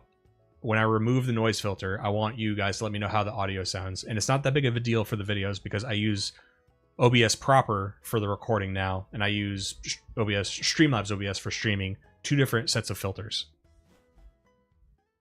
Disney audio... You know, first of all, I know you're making a joke. I kind of feel like I was cooking, and I was like... To an audience that largely agrees with me. But... but yeah, I was cooking too much. Disney had to get me out of there. Oh, speaking of Disney, I know not everybody's an American football fan, but oh my god, life recently has just been. So Disney got the rights to like NFL Red Zone, and the slogan used to be 7 hours of commercial-free football, and they show commercials now. So what did he say instead? He's like, welcome back to 7 hours of Red Zone football, and I was just like, Disney ruins everything.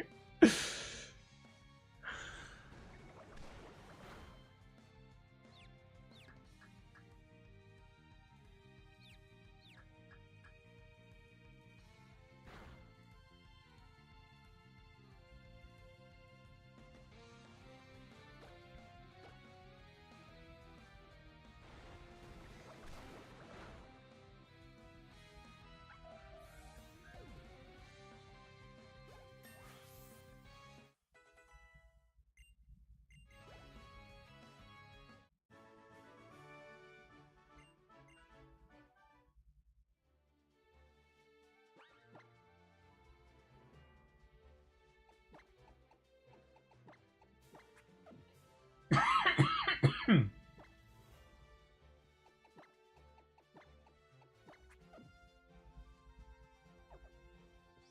7 hour, right? Yeah. I don't have. I need a cut user to get this TM. Annoying. I feel like Ron Swanson. Yes, please tell me more about how you hate Disney and Star Wars. Yeah. Ah, man.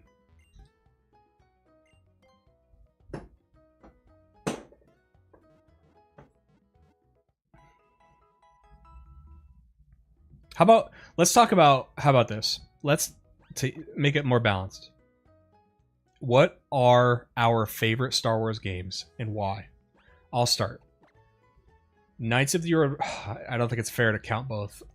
Let's say Knights of the Old Republic 2 is probably my favorite Star Wars game. And the why is that I think that that depiction of being a Jedi is what I thought it was in the originals.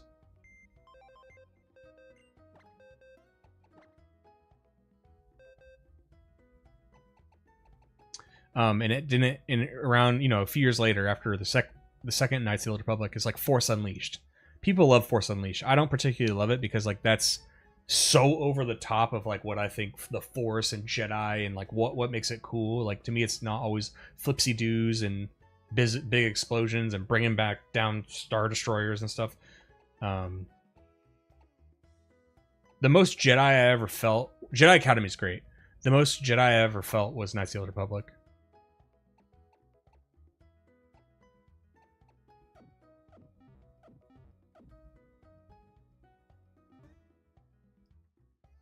Tamora Morrison, Psycho Chocolate as boys get people to jump into hell. Yeah, one of them that I wanted to try was that what was that tactical game? What's the one where you're the clone like squad? You're like a SWAT team. You guys know what I'm talking about? Force Unleashed didn't like it. Yeah. Battlefront 2 is great though. Battlefront Run was, I loved that one too. Since that, when that first came out, I mean, that was like, Battlefront 1 was like, I had in my brain dreamed of a game like that. I was like, oh, it'd be cool if like, I could like be a stormtrooper and like fight these battles and like be in the battle. And they made it, dude. Commandos, yes.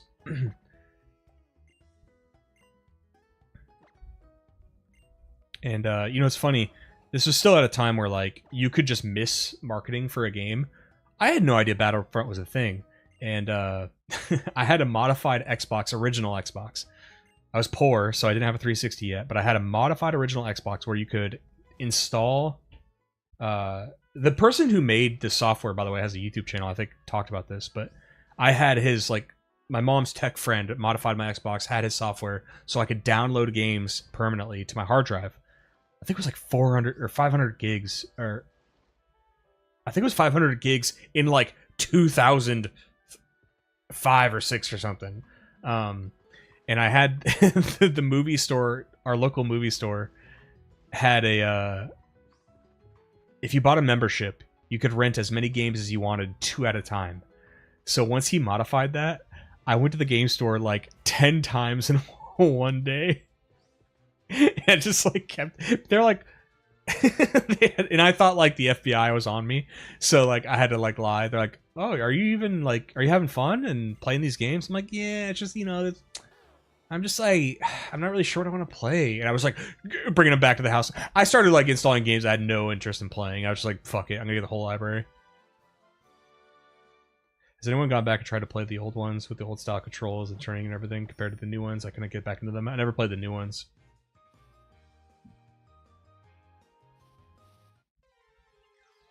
There's a rumor that the next Total War game will be a Star Wars game, which is like, I mean, y'all didn't even figure out the 1800s. I don't know why you're making a Star Wars game, but if they make it, it's like, well, I'm concerned about how it'll perform and how it'll run and play. Then I'm going to be concerned about, okay, what era are you doing? If you're doing sequels, cool, skipping, no interest. Now, when it comes to the prequels, like I said, the prequels are good for George's visionary skill. He's very great with vision. That's why I can remember names of the planets from the prequels and what their topography was. I'd play a prequel Total War game.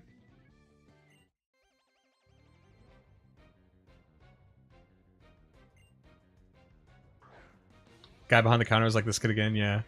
There was one person who was onto me. She was like the town wench. Nobody liked her. But she was like, "What's going on? Why do you keep coming back? You've been here multiple times today." Psh, don't worry about it. But anyway, that's how I learned about Battlefield 1. Was I saw that Stormtrooper on that case. Star Wars Battlefront. I saw that Stormtrooper. Like, what the hell is this game? Went back and installed it, played it. I'm like, oh my god, this is the game I've always dreamed of. Literally, always dreamed. Like I wanted. That is a game I like dreamed of playing. Shit, I didn't put this Bulbasaur back.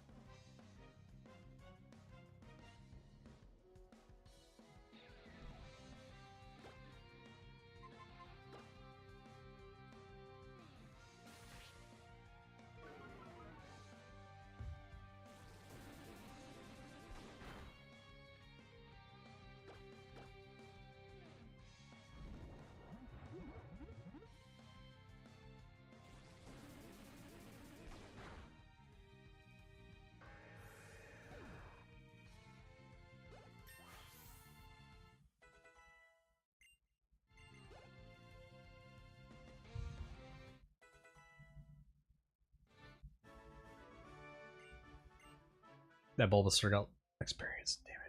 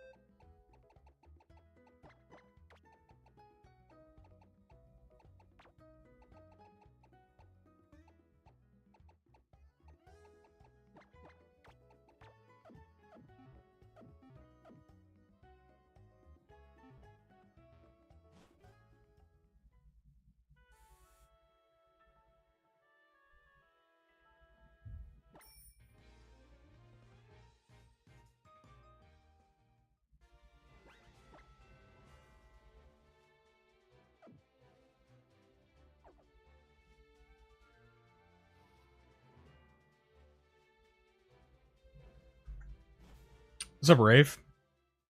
How you doing? Always wonder why they gave the bike in this when you have the skates. God, it's weird. You're like in my brain. I just got on the bike right then, and I was like, I already have the skates. Like, there's like 3 forms of speed because there's still the running shoes. There's the running shoes, there's the skates, and then there's the bike. It's like the bike is nice, but I mean, there's not too many wide open expanses for the bike. Like a bike in Sword and Shield in Scarlet Violet makes sense. There's like these wide expanses. There's not really that in this game, so the skates are kind of enough, you know?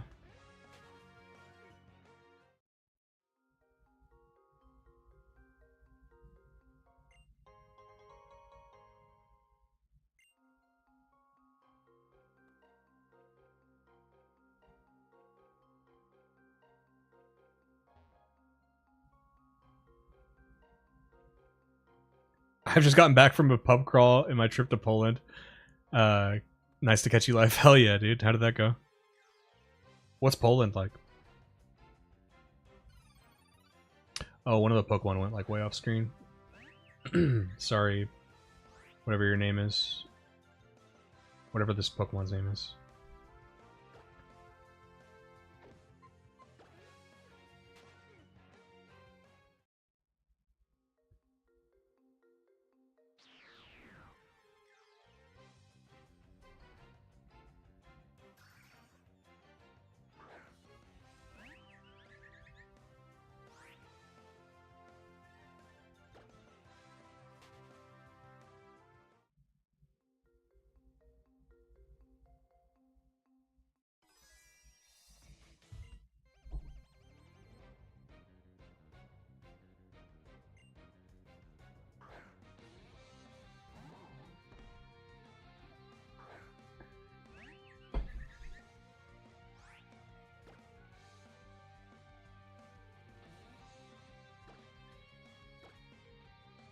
Poland was much better than I expected, and I did not expect to catch Sun. Where are you from originally?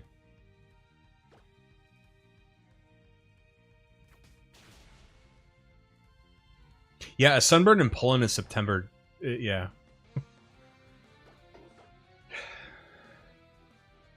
It's starting to get cold around here. I had to take out my heater for the first time in obviously a while. Gotta get ready for winter.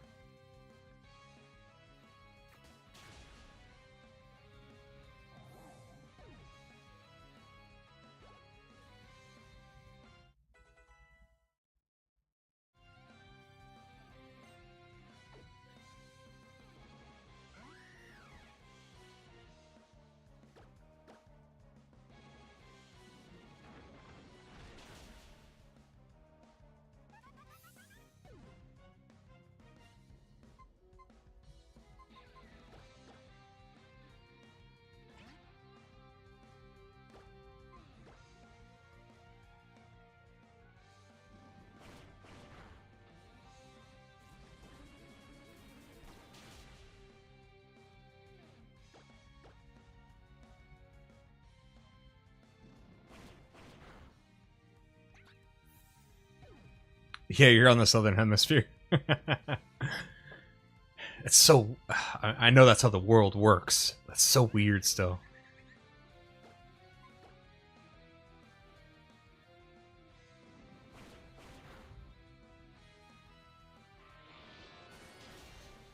It's just like, is it not weird that, you know, if you're from, you know, South America, South Africa, you know, just south of the equator, you know what I mean? That, like, to you, Christmas is not about snow and all that stuff like that. To you, it's like summer.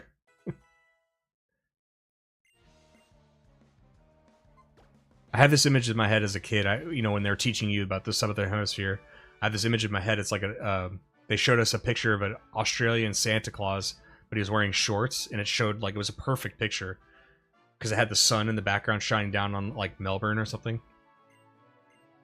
And that was stuck in my head as like a lesson. Like, oh, it's like I guess the temperatures and seasons and stuff are different down there. I'm from Scotland, not used to the sun at all. It's been great, wonderful people here. Excited to see how you're enjoying X and Y. I'm liking it. I think I like the presentation. I like the 3D. Things I don't like is I actually don't remember this one being so interruptive with gameplay. There's a lot of interruptions. Like, kind of rare to go into an area without an NPC holding your hand and showing you stuff, which is a complaint I have for Gen 7. I didn't realize it was so prevalent here.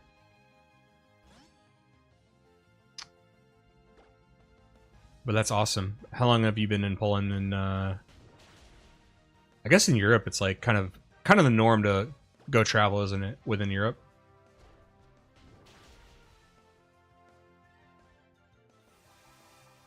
That's still, I mean, regardless of all that, it's still quite a journey from Scotland to Poland.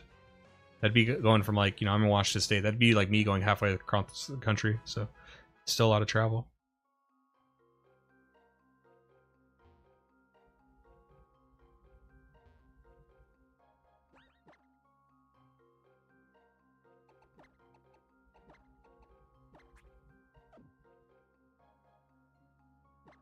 Actually, let's see if I can get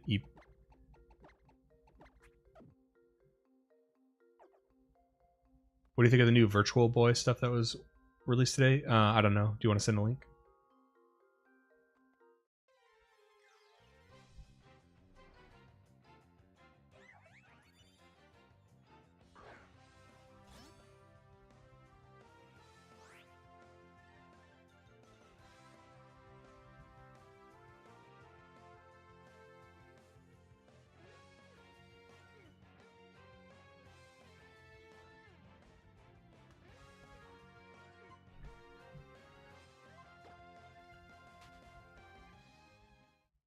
That's not a bad flight at all. Nice. So what's it like, Glasgow to Warsaw or something?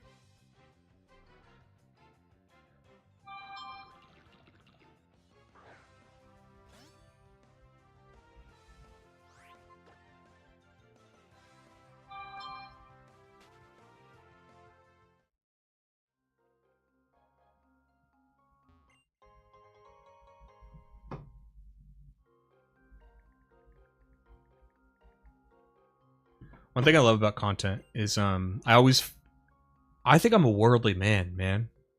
I'm like the UN of content because I feel like I get people from all over.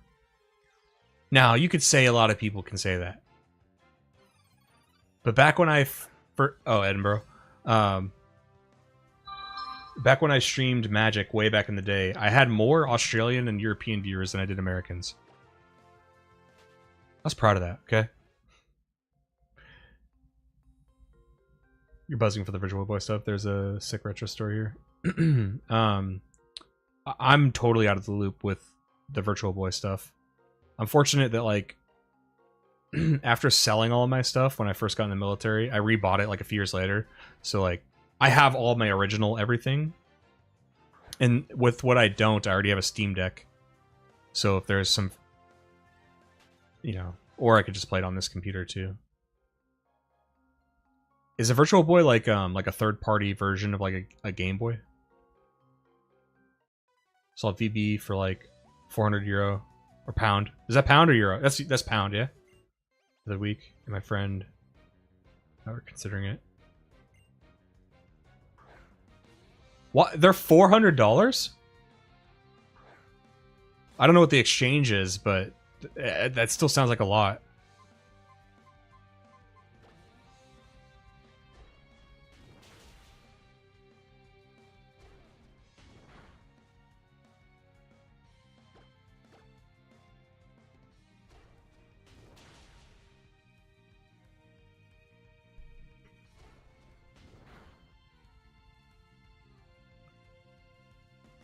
US to Euro exchange. Okay, so the dollar is stronger right now. What about the pound? Okay, so the dollar is stronger than both. I remember growing up, the pound was like almost double of a dollar. $550 for what? What do you get with a Virtual Boy? Does it come with a house?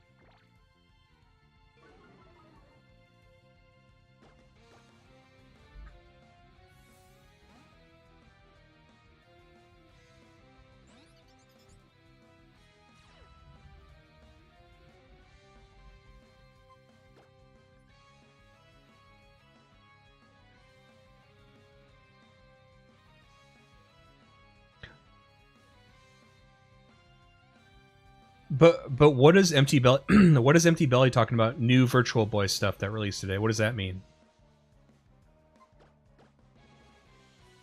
So I know what a Virtual Boy is. I thought you guys were talking about like somebody made like a what's the whatever Pocket. I thought you were talking about like the third party consoles people have been making.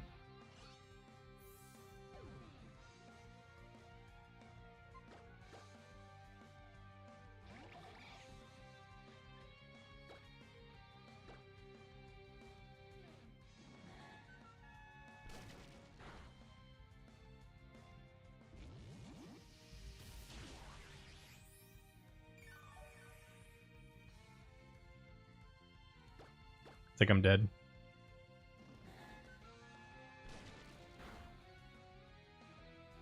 Any game on it hasn't been on anything else. Oh, or so is it going to be on like Switch 2? I got you. I got you.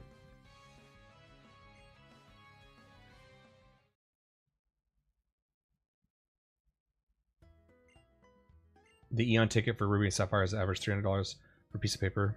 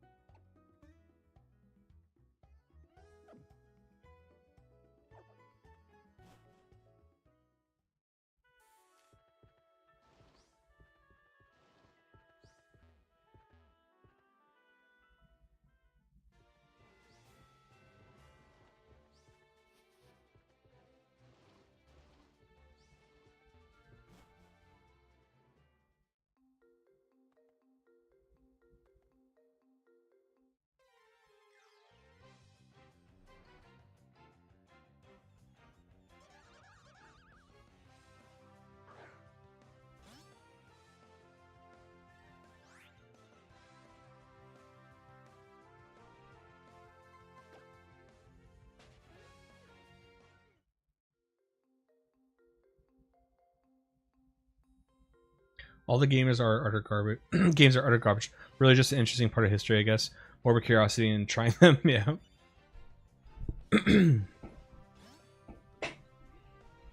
Yeah. Whenever I've seen images of the games, you know, it was more of a display of the technology, I think, than it was trying to make a game.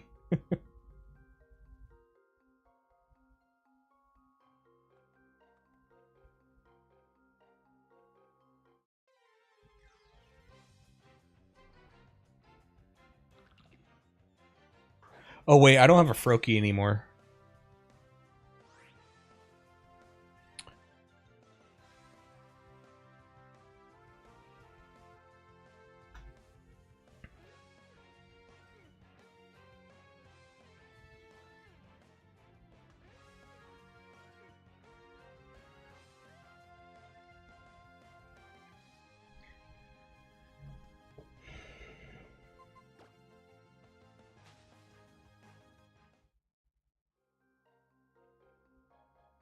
Is is VR still popular in gaming? Is it growing still? What are my thoughts on XY so far? Pretty good. I don't know that it's necessarily a bad thing, but the wait from the first badge to the second badge is like really long, but like I don't know that that's a good or a bad thing. I do like the 3D. The negative so far is I feel during horde battles, whenever you battle a horde and they have a special, or if they have an ability that needs to be checked at the beginning of a battle, 5 Pokemon will rattle off the same ability. You have to sit there and wait watching them. I'm not in love with the friend group. It's kind of hard, you know, to get to know, I mean, 1 rival, let alone 4. And it's kind of feel weird. It feels like we're all going on this journey together. But we're not together. Like they only just like interrupt during a new route. They'll just like run up to you, be like, "Hey, thing," run off. And it's like it's almost like they're on the journey with you, but not really. It's like Anyway, right now it's more positive than it's negative. Still trying to understand the story, though. I guess in X and Y, there's different little variants of like what the story is. I remember I got mine as they released alongside the 2DS, so I got the Black Blue Pokemon X Pack. Nice. I don't, I don't know how much of my content you watch, but I don't have a personal anecdote that I remember from when this game came out. I'm trying to remember. I know I liked them back then, and I know this is also where I started to build my living dex that I still have today. That's updated to current gen. I started it here. And this is also where I first started, like, truly shiny hunting. I've never had the wherewithal to do full odds, so I wanted to get the Shining Charm in this game because, it was easier because it had the Horde battles, and you could do it with the Shiny Charm. It's like,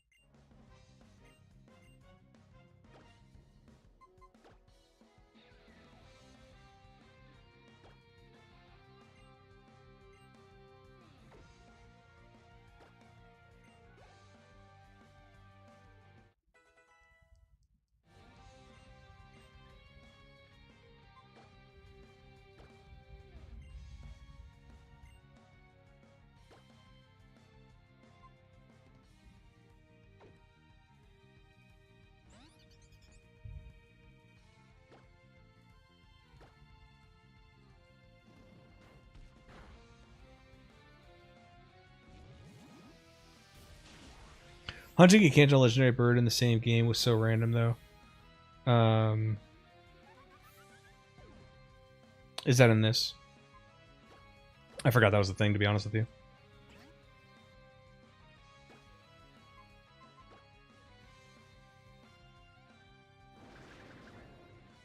The only response I have to that is, I mean, they've been doing that since Gen 3, and in the Gen Fire and Leaf Green, aren't the beasts roaming in Kanto?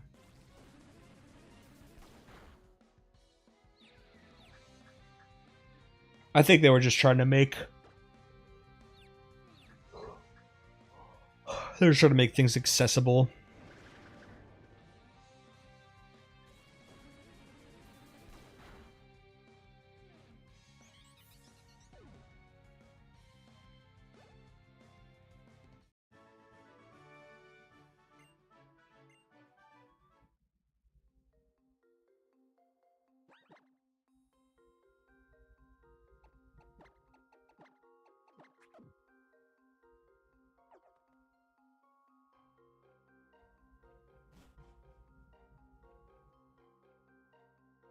They only give you one base. Okay, that's not exactly accessible then. I feel what you mean.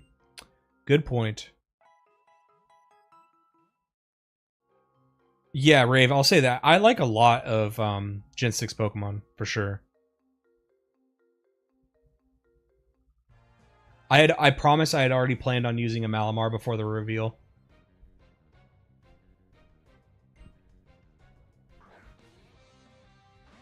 Rave, what time is it over there, dude?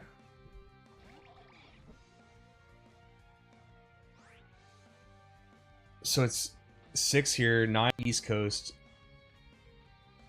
Yeah, it must be like early in the morning over there. Central Europe, Eastern Europe. I caught one of the... I saw on the Discord Malamar, but no, I didn't watch the direct. Today I went to Costco and got back and started streaming. Usually my Discord has me caught up on all the news. Rave, I will say that a few days ago I spoke Mega Raichu into existence because we were talking about megas, and I was like, it's strange that the mascot doesn't have one. I'm not exactly like the put Pikachu on everything guy, but I'm just, in fact, that's why I had the theory. I'm like, well, since Nintendo likes doing that, or Game Freak likes doing that, I'm surprised there's not a bunch of Pikachu everywhere stuff. Sorry, there wasn't a Pikachu Mega Evolution or Raichu's Mega Evolution.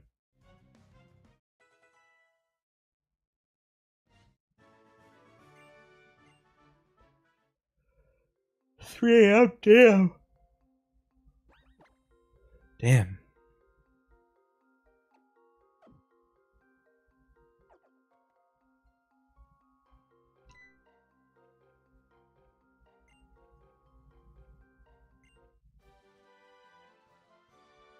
Nintendo has your house wired now on suspicion that you're a leaker. What are they gonna do? Sue me? Probably, yeah. Probably.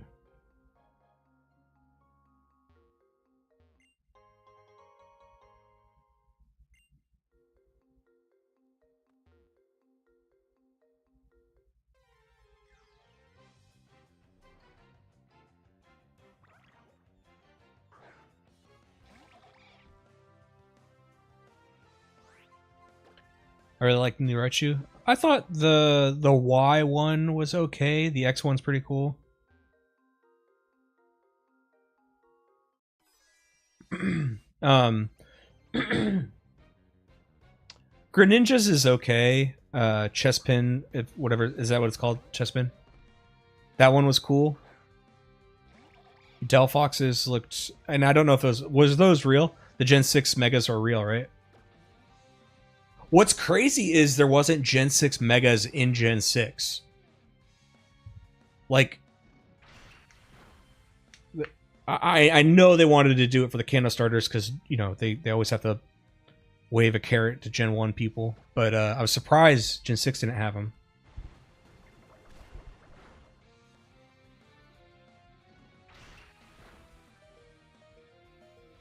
That's a cool animation, by the way.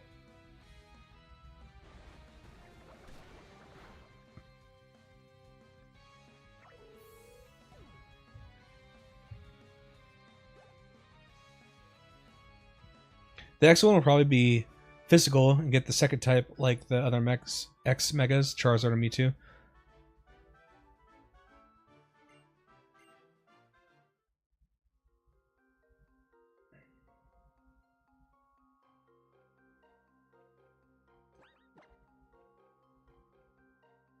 So what do you guys think? Should I play it for the channel on my original Switch, not a Switch 2? At Costco, they had like they don't want to leave the consoles out there. They had these like little cardboard things with all the advertisements on it, but it counts as a console. They had like a wall, so they must have like hundreds of Switch 2s at Costco.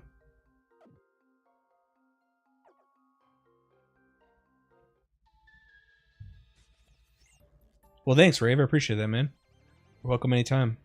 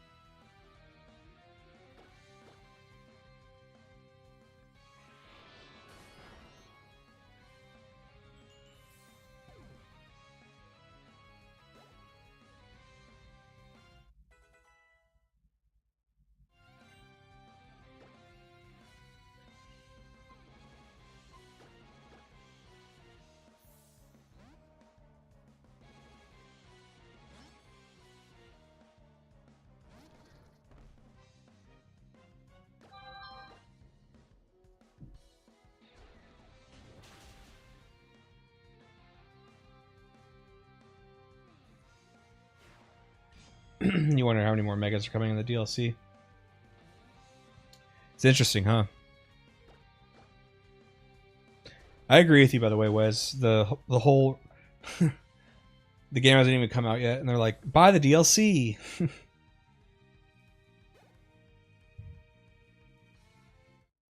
Wait 10 years to give it to him, yeah.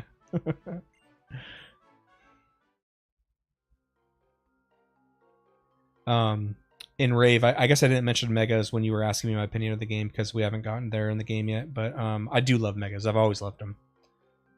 I'm not usually hyped with gimmicks, and I know it's all subjective. It's hard to explain why I do and don't like some things sometimes, but like I never got into the Gigantamax thing, the Terra thing. I feel like I just think it's really lazy, and I just all of them have, oh, a little crystal thing comes around them. All right, the megas are cool because they're like specifically designed.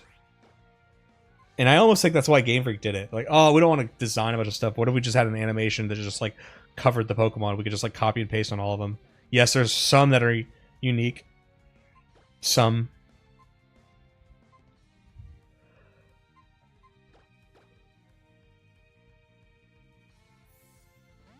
I've been seeing a lot of I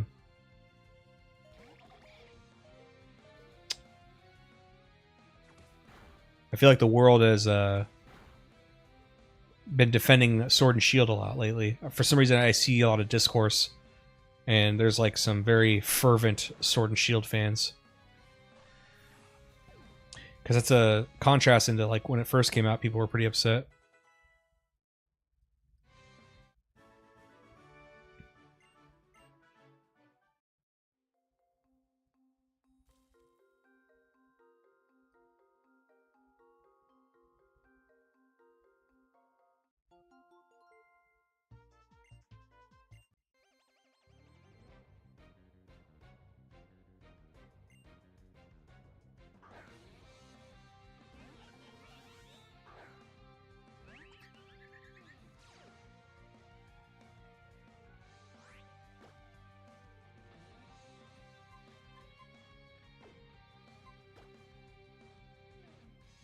The game's not optimized at all, yeah.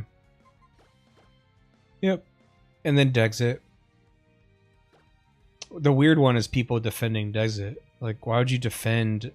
So one of the core aspects of these games for a long time, you know, if you're going to call yourself a Pokemon fan, I mean, what is being a Pokemon fan? I thought it used to mean, like, being able to collect Pokemon and pass them forward. It's something they've supported for forever. And while you can still technically pass them forward, it's just the idea that, like, we're going to cater your experience to only this handful of Pokemon. It's just weird. It's a weird...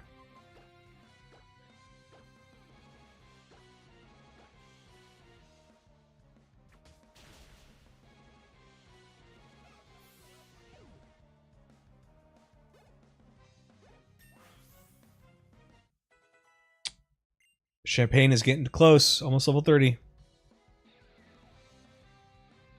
Dexit happened in Ruby and Sapphire already, yeah. I defended that in the Gen 3 video, though, because I understood that, like, they were working on, like, scotch tape and cardboard as far as the framework of the game. So, like, I understood why they did it back then. Sorry, I didn't understand it then. It felt like a betrayal back then. Now I understand why they did that. That's fair. I like Terra since it doesn't limit creative use since everything can use it. But the design of Mega is great. Okay, that's... You know what? I will concede that. I think I'm focusing on, like, the... Ooh, what looks cool? Like... And yes, Megas obviously win that because they're specifically designed. I'm not too much of a competitive guy. I don't know if you like competitive. And that... I totally hear what you're saying. Because Terras, you can go in all crazy different directions. Which I don't think is bad. I'm very casual, even though I make content about it. I still think I'm casual. Like, I'm easy to please. I just play the story and some of the post-game. Sometimes if I, you know, like the World Tournament or, like, the Battle Factory. If you know, I'll play some of that sometimes. But, I don't... No competitive battling, so I guess I didn't really think of it from that perspective.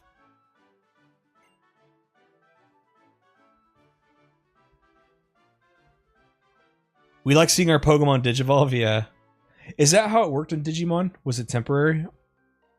I know the thing I hated about Digimon was that they die and have to like be resurrected again. I don't like time-based things like that. It's like if Eon Kane's in chat, he's probably gonna be upset that I said this, but like I do want to play Fallout 1 and 2, but I get so like the anxiety of having to play a game where there's like a time limit. Ugh.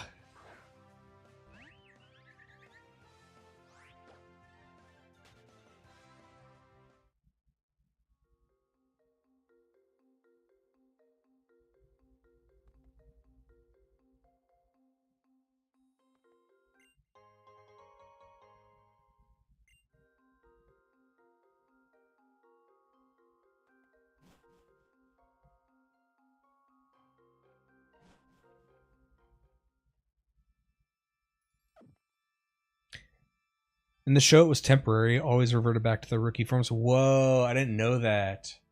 I forgot. Well, I must have known that at some point. I loved the first season of Digimon. I thought it was so cool. Dealt with like hardcore topics, you know? Pretty big topics.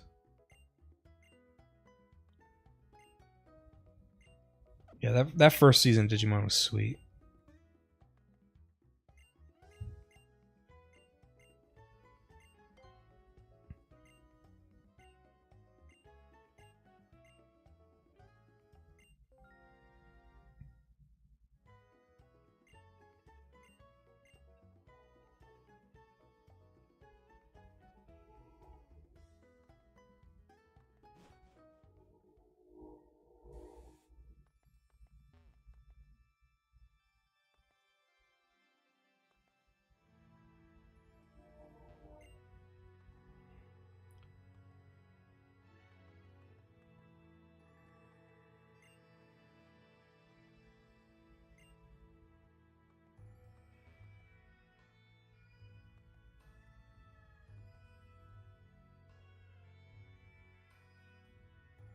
Thanks a lot, Rave. Thanks for checking out my videos and saying hi.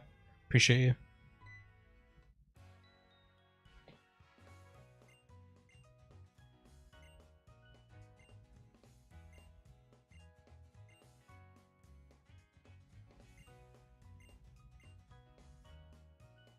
What's up, J-Rat? You have missed a lot, fool. Where you been?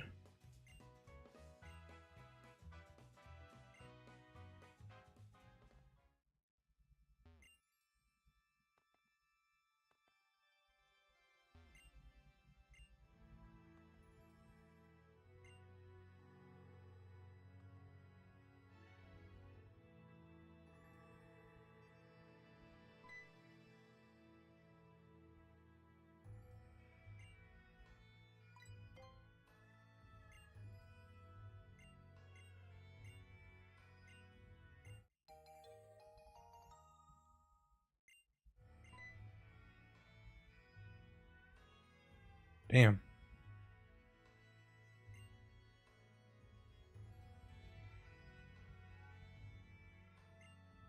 Why is Warcraft 2 and StarCraft 2 and StarCraft better than Warcraft 3?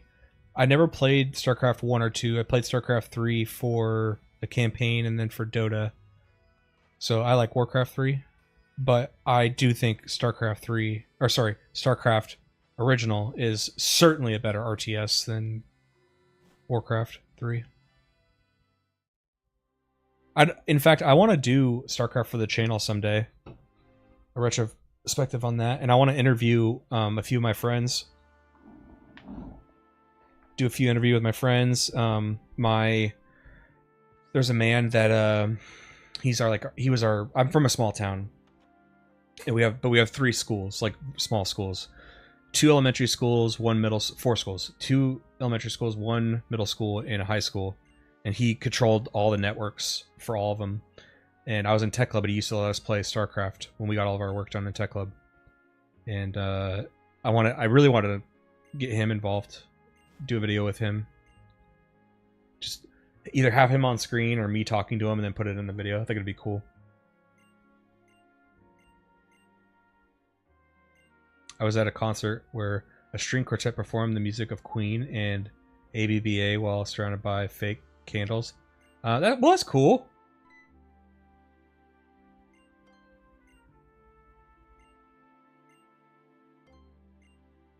Only played Warcraft 3 in the DLC when the guy is evil. Can't remember the name. Arthas.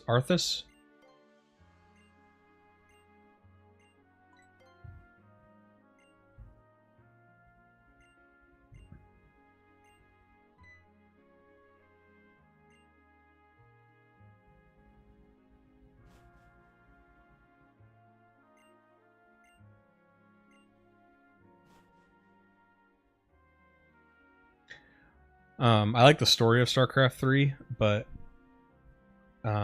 it felt so close to we talked about those Star Wars prequels earlier.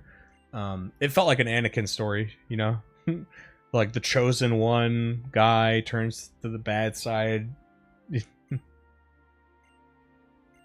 For some, I don't know, maybe it's because I was a kid, but man, I bought it back then. That heel turn, oh, Arthas, how could you?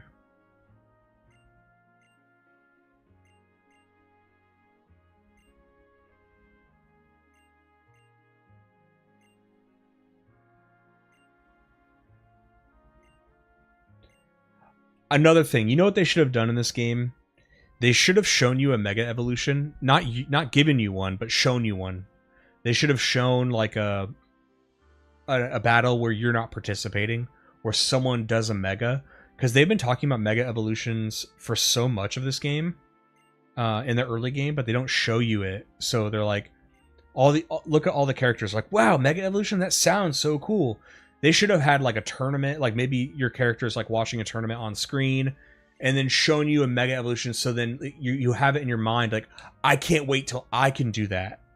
You know what I mean? Because like right now it's kind of like a mystery, and I know we're speaking with hindsight. We know what they look like. You know what I mean? But it's like so much of the early game story is wrapped up in like, oh, mega evolutions, and it's like, well, I mean, I haven't seen them yet.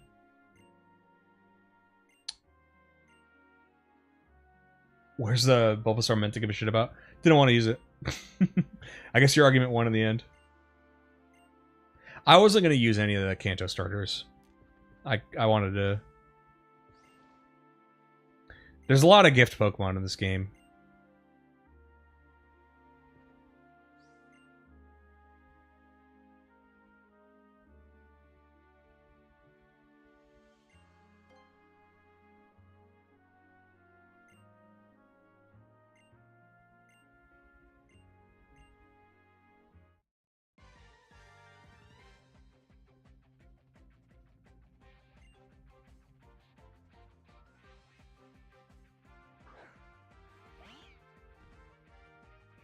Wes, great example. Great example. That would be amazing. I played the hell out of that game. One time, some buddies and I were playing on a LAN party, and one of my friends got screwed for resources, so I sent a ton of troops to his base. Oh shit, you want to tell some StarCraft stories? So I'm going to start with like probably the best one, and it'll just go downhill from here. One time we were playing StarCraft 1 in Tech Club, and my friend Carlos, the Carlos one from the Diamond and Pearl video, by the way. If you see my Diamond and Pearl video, same Carlos. It was Carlos and my friend Cole, who I should have talked about in the Fallout 3 video, because he had a funny story of Fallout 3, but it's okay. So Carlos and Cole had been arguing from across the Tech Club room while we're in a game of StarCraft. And they were arguing about the lore of Dragon Ball Z. Like, I think they started off fine. They're like, oh yeah, I like that episode when this and this. And it started to get like progressively heated because Carlos had gotten something wrong, but he didn't think he was wrong. So Cole's like, no, actually it happened this way. And Carlos was like, no, it didn't. It happened this way. And it got progressively, maybe something. Carlos, kind of a hothead. So I think it went like he said something personal to Cole. So Cole said something personal back, and it kept escalating. And so Cole finally like breaks it down. He's like, this happened, then Cell beat this person, took it over, transformed into this, blah, blah, blah, blah, blah. That's what happened, you dumbass. and the whole tech room, because Cole doesn't usually act like that, so it was funny as fuck. Everybody's dying laughing, including me. So, but Carlos was sitting next to me when because we're on the same team for StarCraft. I think we were doing like 3v3 in LAN, and so I noticed Carlos stops playing, and I'm like, I kind of looking over at him, like wondering what he's doing. We're trying to win the game here, and he's slowly taking out jewelry, like very slowly and methodically. He used to wear a lot of piercings. He had nose piercings, ear piercings.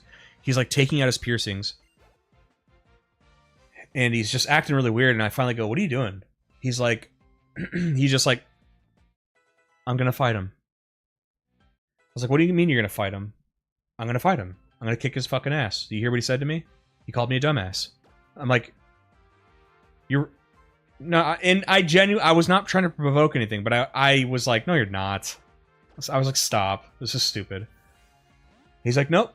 So he pulls out all the jewelry, sits up really calmly, walks over to Cole, grabs the chair from under him, and I'm watching this the whole time. Cole, like, it was so quick that Cole was like suspended in the air, sitting on nothing for, I swear to God, a full second. It was so funny. Like, rips it out, and Cole, I don't know, it broke the laws of physics. Cole's just sitting on nothing, like he's just like suspended in air, and then like falls down, and he like looks up at Carlos. He's like, "What the fuck?" He like gets up. He's like, "What are you doing?" And Carlos like raises the chair at him. That's when we like kind of, you know, we stepped in. We're like, "Oh!" And Carlos, he's a little tiny guy. He's like, he got like a big deep voice that is definitely not a real voice that he has. He goes, "Fucking asshole! You fucking piece of shit! Calling me a dumbass motherfucker!" And so Cole calms down a little bit, and he looks at him. He's like, "Over Dragon Ball Z?" That was it. And that calmed Carlos down. He's like, "Yeah, sorry." My epi grew, yeah. Oh, great. The innuendo. The innuendo from the green video.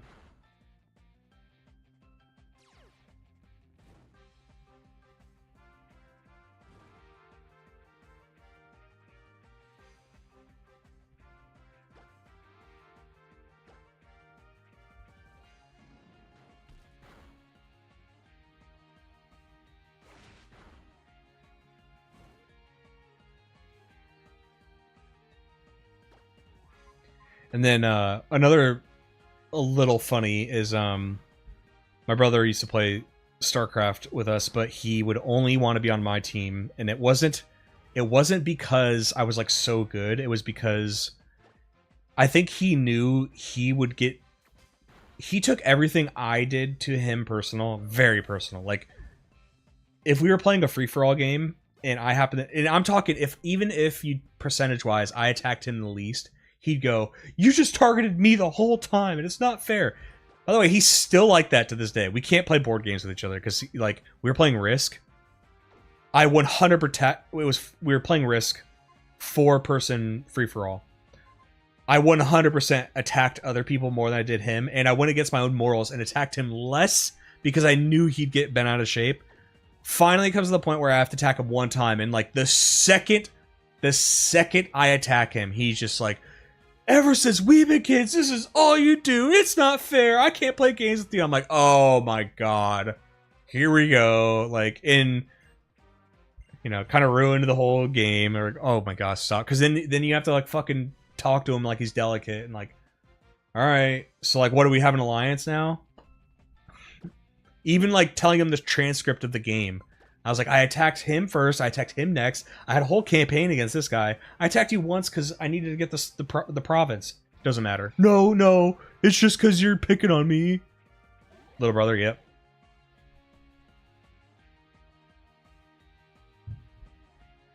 So Jordan, unfortunately, since you've seen me last, the controller just like completely, I don't know if it's the dongle or whatever, but I'm playing on the actual 3DS, so there's not going to be any issues.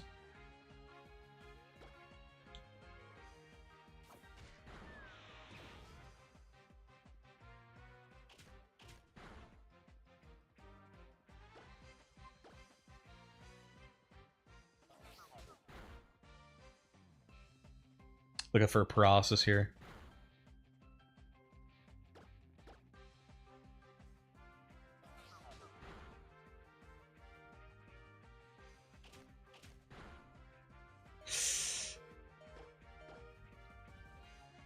Leave your little brother alone. Oh, you're a little brother. Nice. How many siblings you got, Wes?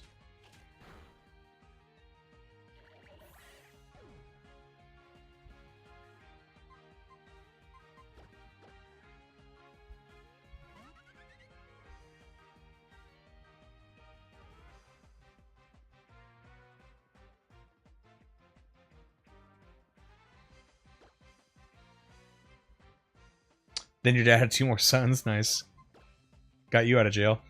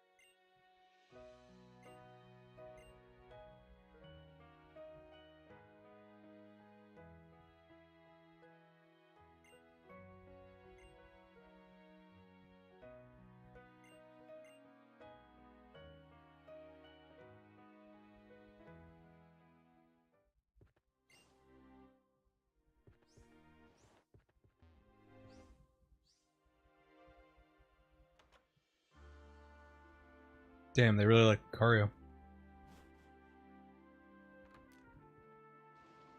My favorite friend. I don't really have one, to be honest with you. I'm still trying to decide if I like the concept at all. Because gameplay wise, it's a little bit annoying that like you have 4 of them, so it's hard to like really get. You know, it's already hard enough. You have 1 rival, and you kind of don't really know anything about them because they're not traveling with you. You have 4 of these friends that they're traveling with you, but not with you, if that makes sense. So like every time you get to a new area, they just pop up and say, "Hey, here's all the interesting things." Or like here, they kind of hold your hand and take you to the next story thing that you're supposed to do. So it's kind of a weird. I don't know.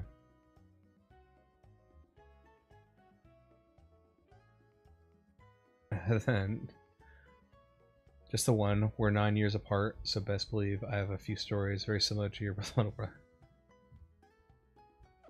Serenia is your only real rival, if I remember correctly. Fair enough. You still battle the other ones, though, right? Like I just battled. That chick was hard.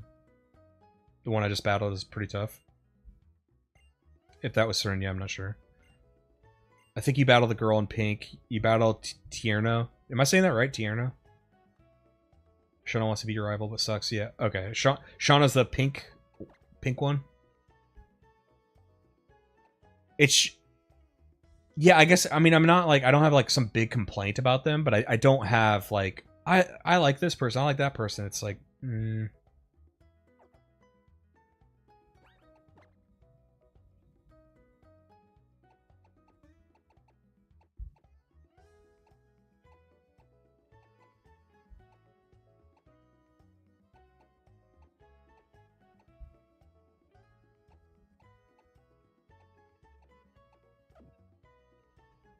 What is the next gym? Is it Psychic?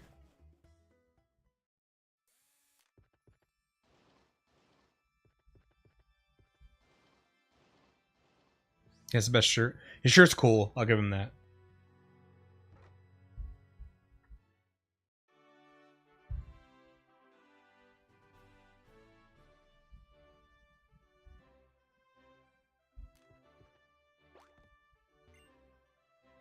Yeah, so fighting. Okay.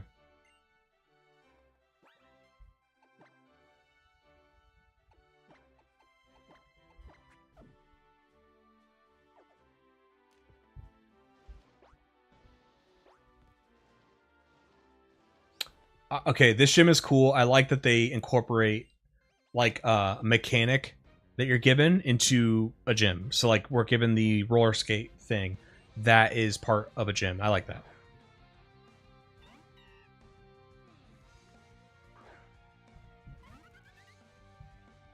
Sorry. Just trying to get my notes.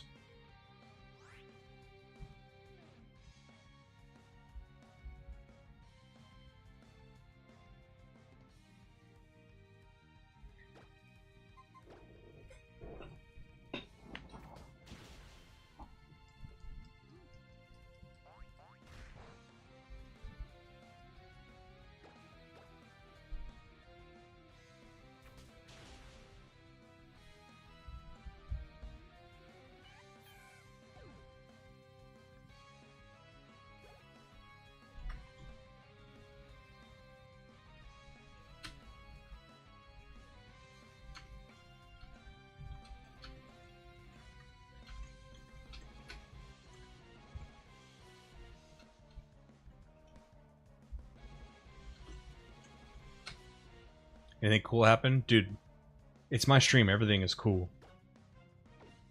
It's nonstop action to this stream.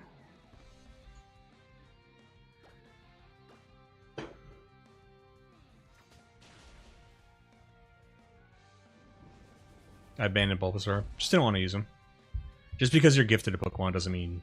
Well, that's... You know, it's funny. I'm going to talk about that in the video. I'm going to talk about how it's kind of weird. You know, you feel like you should be using the gifted Pokemon, right? I guess I could have done Flail there. That might have done more.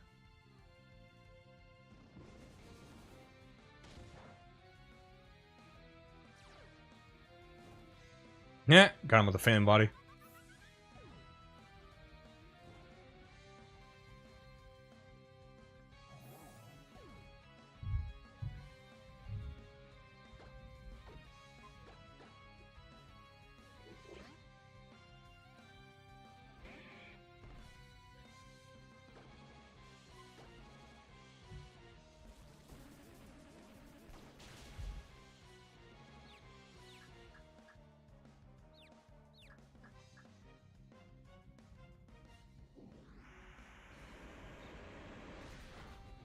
That's a good point, Wes.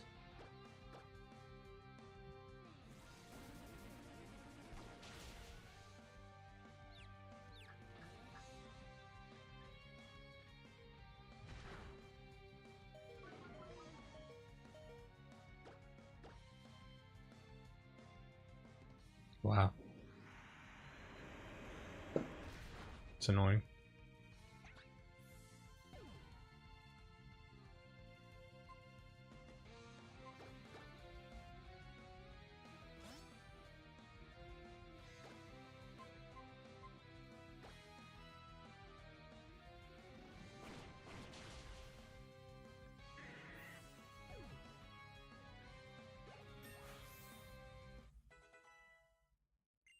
So when I say gift, Jordan, I mean the one where like they like here you go and like put it in your hand. You know what I mean? Like the fossil Pokemon on a technical what we deem as gift, like I get that's not what I mean by gift. I mean the one where like they stop you, they here take it. There you go. Like you kind of have to do it. That's what I mean. That's more what I mean by gift. I don't mean, you know, the EV in Celadon or Snorlax or the fossil Pokemon. I don't mean that.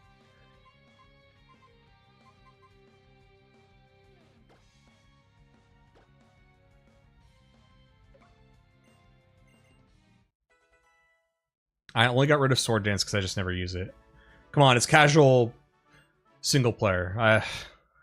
Status conditions, come on, dude.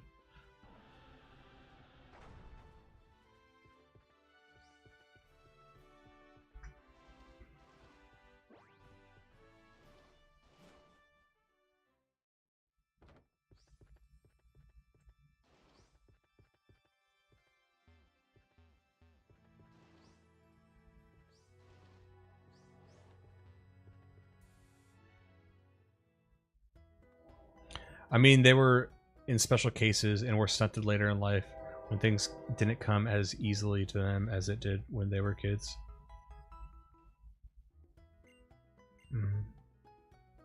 I mean, I definitely won't disagree that, like, over time, the Pokemon games have gotten very handholdy. I mean, I used to think it was Gen 7, but really I'm seeing it's Gen 6 too. This will be a complaint that I have.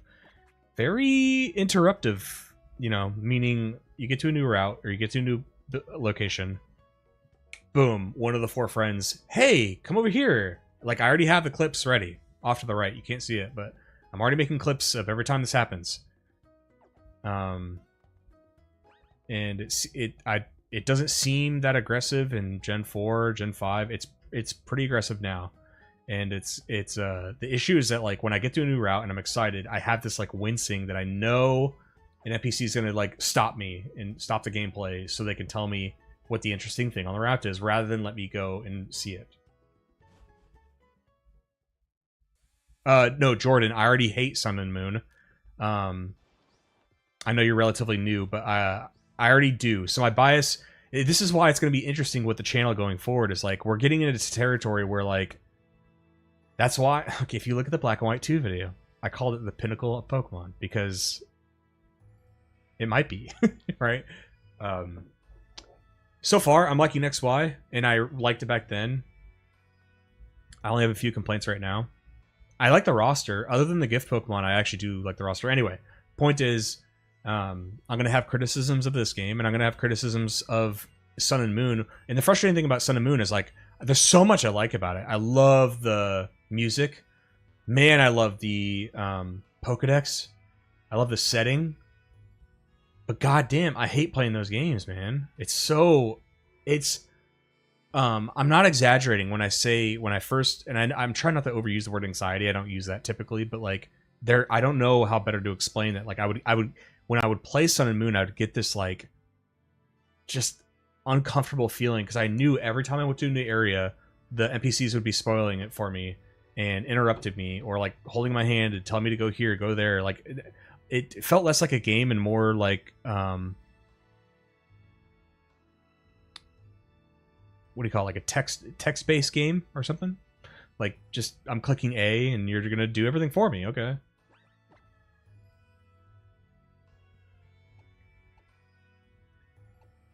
Ultra Sun and Moon. I mean, that's another thing. I love Beasts, Ultra Beasts. Ultra Beasts are sweet.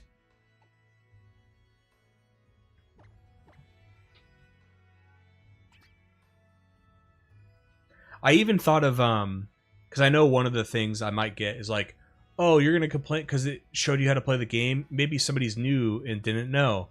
I might, we'll see how it goes, but I'm going to have an interruption counter, and I might say, fine, let's say the first island is, we're not even going to count the first island, which is like the tutorial island, right? Let's see how many times after the first island you're interrupted. And then the worst is, like, it's not always story related. Or if it is, or if it involves a character, they just come up to you and say nonsense. They're just like, hi, do you like Pokemon? I like Pokemon. That's great, we love Pokemon. Have a good day! And it's like, did you need to stop gameplay to do that? And, like, I know these are children's games, and I know they're trying to be like, hey, teach kids good lessons. You can't do that in like, a normal cutscene during a story moment. It has to be just, like, walking through a route.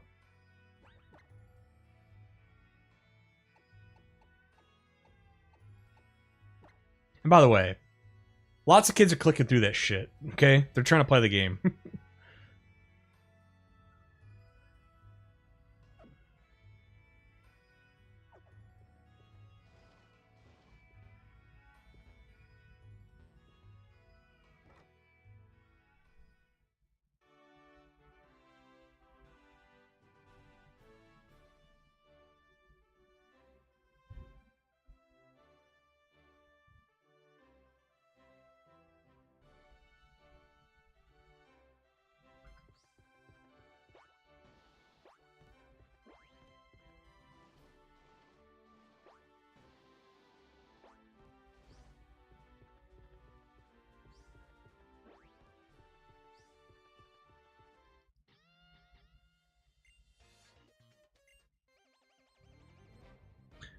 I get unreasonably annoyed when the NPCs in Sword and Shield feel the need to tell me that I use a super effective move right after the game just told me I use a super effective move.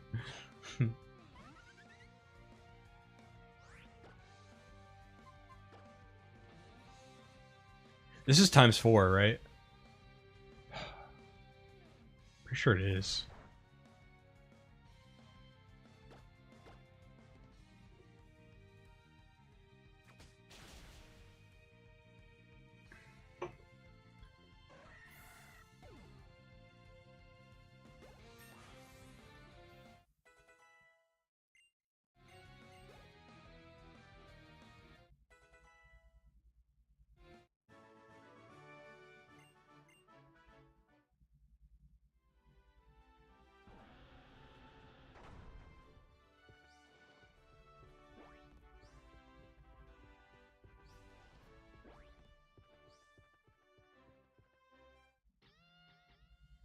My team in Y was actually so bad. There was like no coverage. Delphox, Blastoise, Lucario, Talonflame, and then 2 random Pokemon that were underleveled. I feel the same way. I feel like I've like failed on coverage so bad. Like I don't have an electric Pokemon. I don't have a ground type. The thing is, if you look at my team, everything is a unique typing. And I plan on adding Lucario. Because I need to have some Mega, and I want to use Lucario.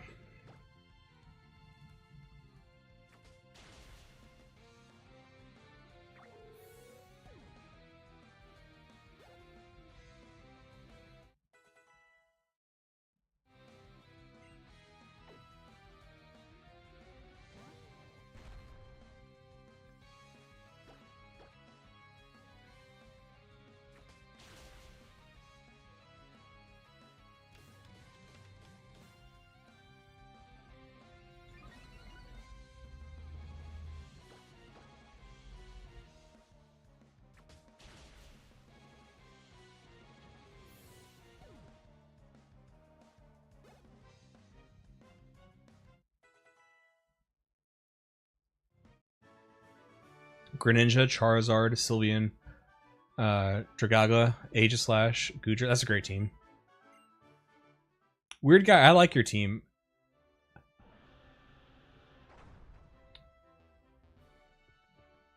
Did either of you have a weird guy? You didn't love your coverage, but how did the like Elite Four go?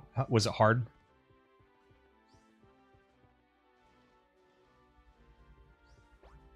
I did fix it, pulling up Y right now. I'm in the middle of Victory Road. It felt long, and I don't want to grind some more unlevel mods.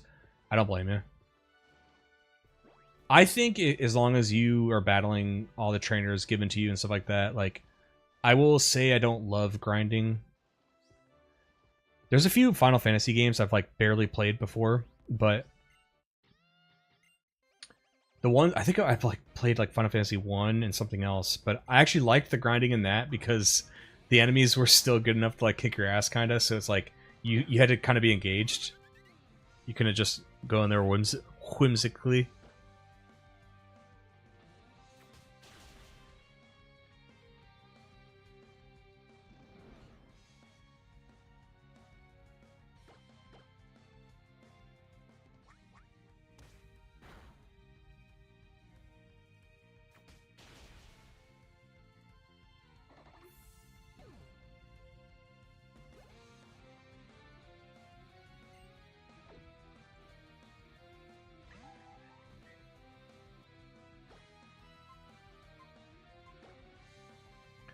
I just want to see how much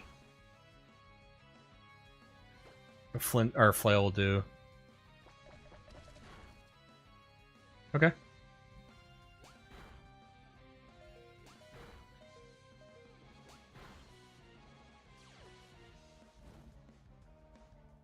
Wait, hold on, there's a wild Lucario. You can get wild Lucarios in this game?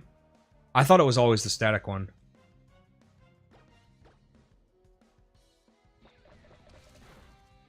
Yveltal, Abomasnow, Delphox, Talonflame, Sligo, and Blastoise.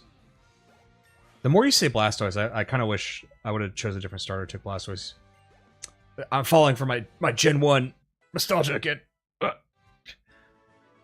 He just, I do love its 3D model in these games. It looks so cool.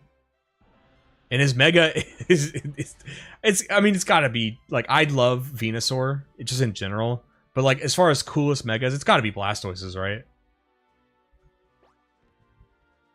Oh, the Charizard X is cool too.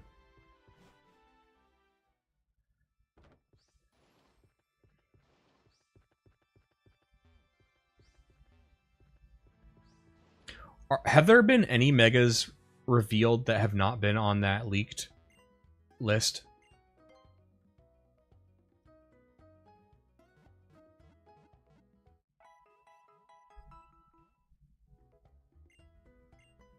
Aussie, I'm, I'm, I'm flattered. You remember that?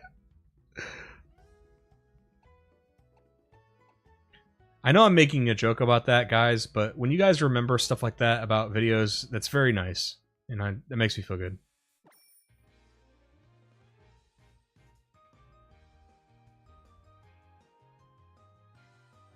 %5 chance reality, okay.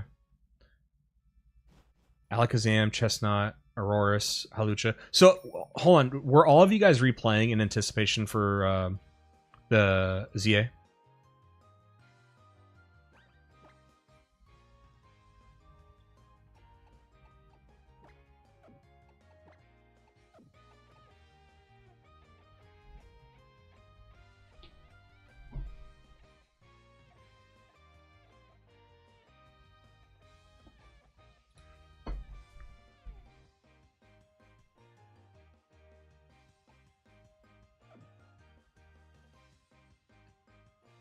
Mega Y Zard is superior. Drought Stellar. Well, you're talking about mechanic. I'm saying coolest. What is the coolest? I guess you could think a mechanic is cool, but if we're just talking design.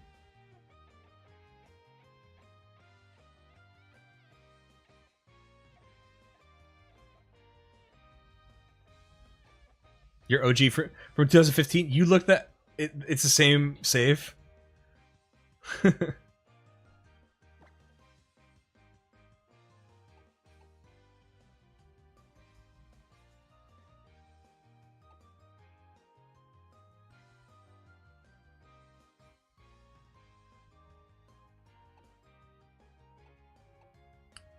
want to see what Talonflame learns.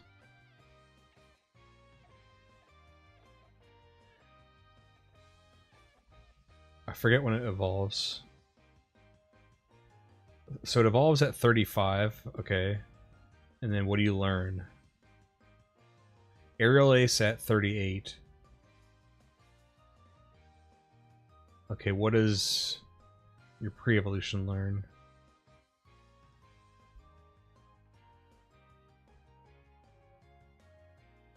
At 36, it learns Aerial Ace. Alright, so maybe we do a little bit of grinding. Not my favorite, but I feel like I need Aerial Ace for this fight.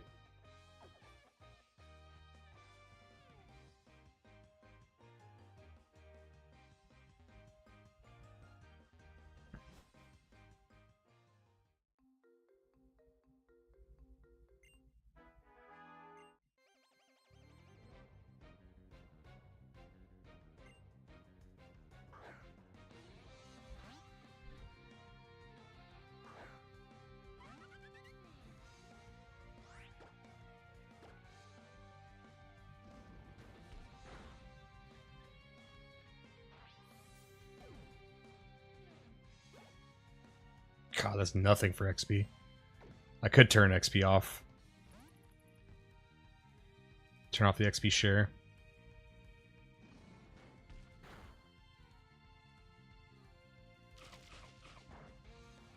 So preferred Mega Y Zard, same with Mega Mewtwo Y. 10 years later, the same Mega Raichu Y.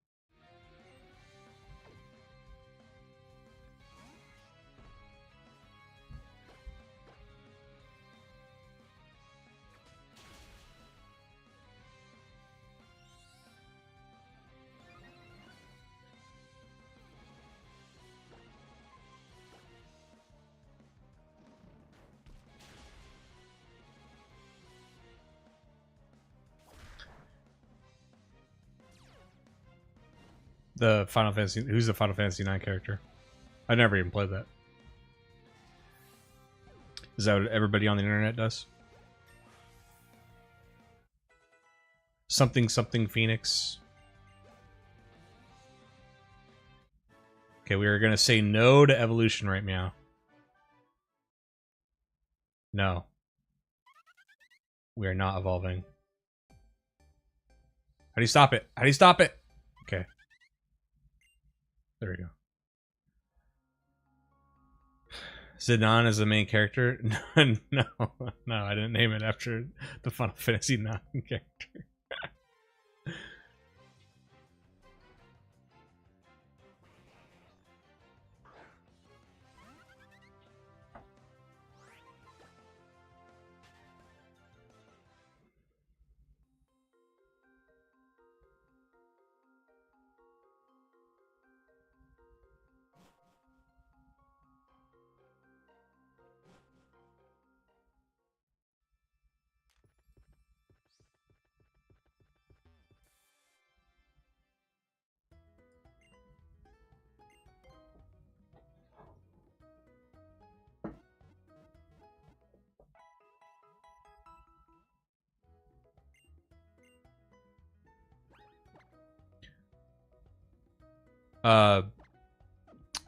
Champagne is one level away.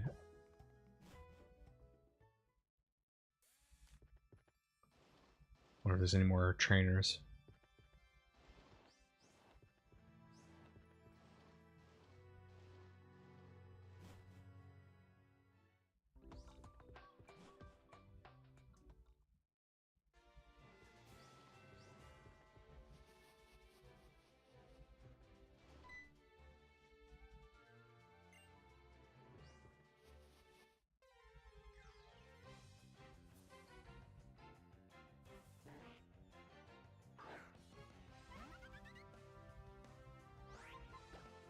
Wes, remind me when Inkay gets close, we have to turn the DS upside down. I'm afraid I'll forget.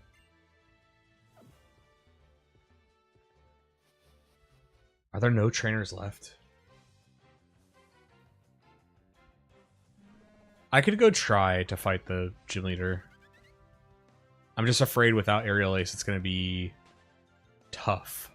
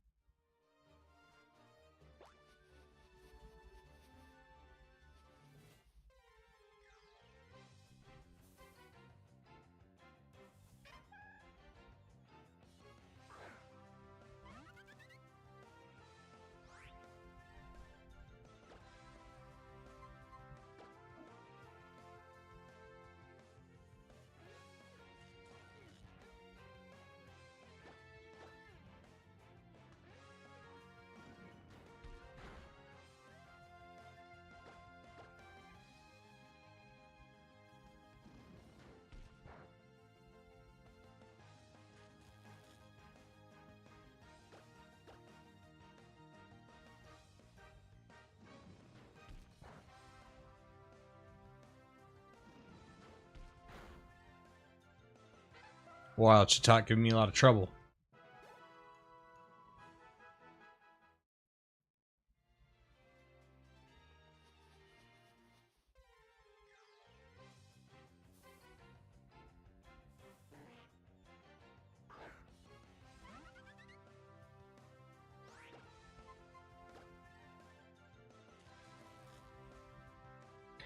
I knew I should have gone and healed to avoid that, but being lazy.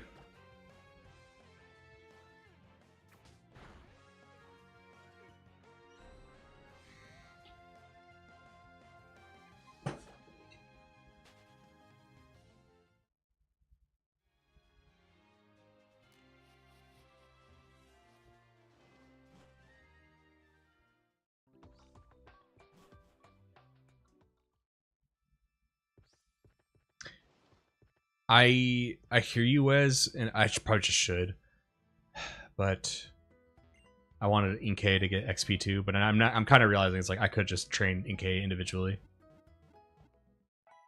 So I'll do what she said. I'll do what she said. It's the smart thing.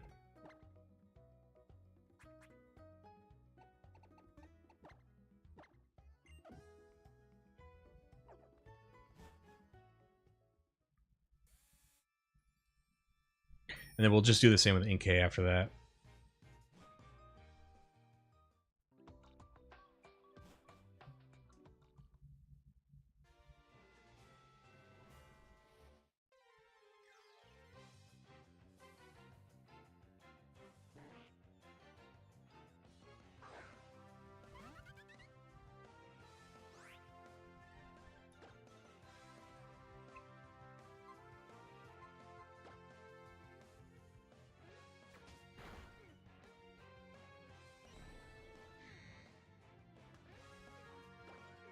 Oh my god, fighting Slowpoke is miserable.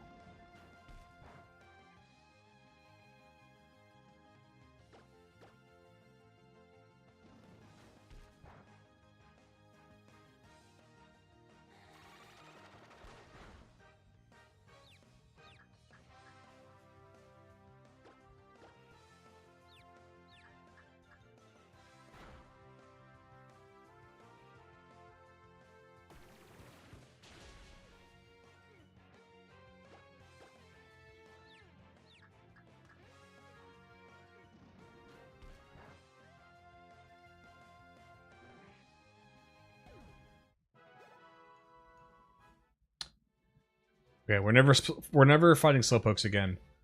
Miserable fights, like hardly any XP. Slowpokes aren't team players.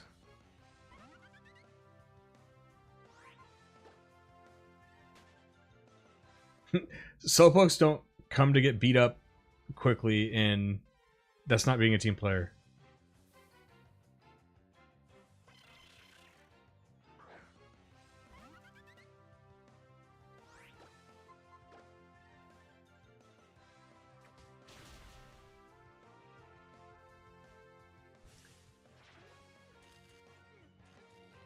They're so smart.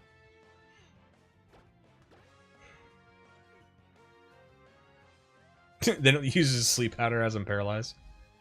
No, I'm grinding for Aerial Ace. It says Aerial Ace Gen 6. Oh, fuck me. Glad you asked. Never mind. Thank you, Wes. I guess we'll evolve NK and we'll go fight the gym leader. I was waiting for Aerial Ace, but I guess that's not till Gen 9. Glad you brought it up.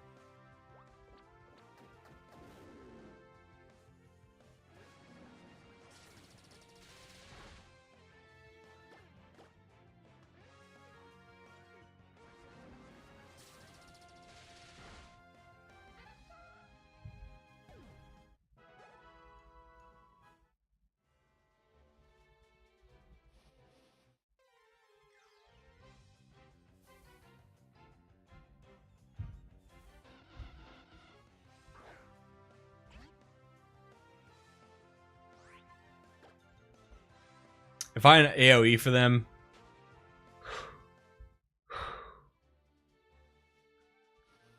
I wonder if I have a rare candy. Nope.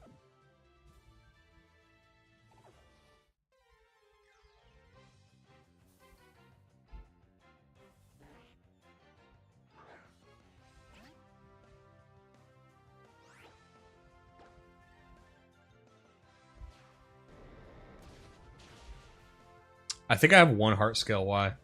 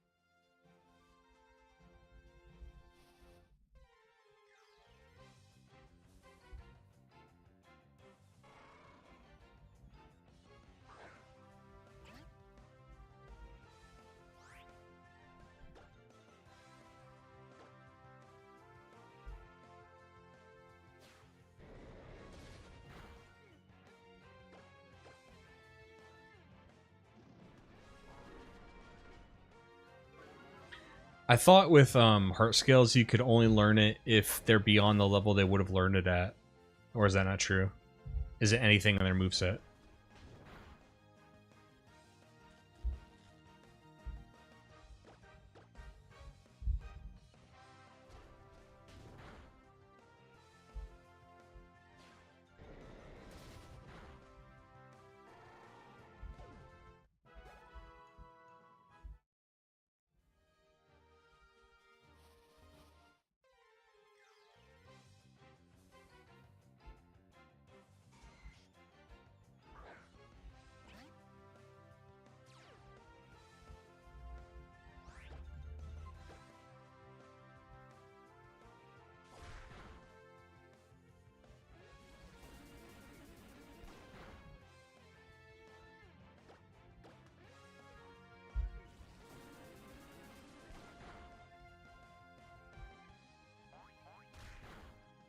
God damn it.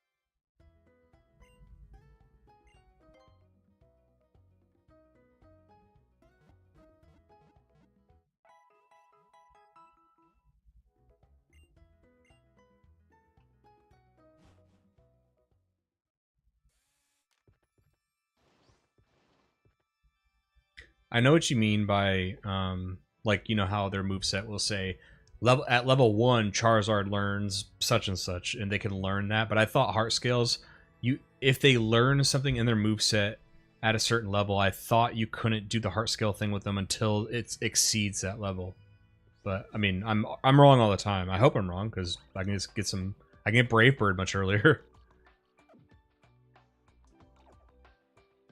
I mean, when I say much earlier, it's earlier than... For some reason, they bumped Brave Bird up to level 83 in Gen 9. It's insane.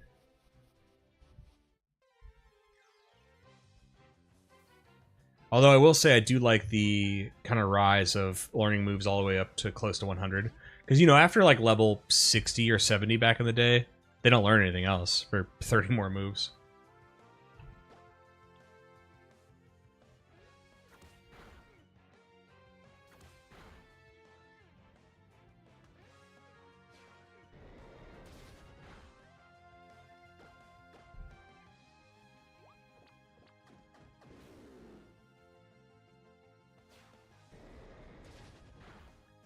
Alright. I think I'm gonna get level 30 with this, hopefully. Not if I die to confusion, of course. Okay. The DS is very much upside down. Let's go!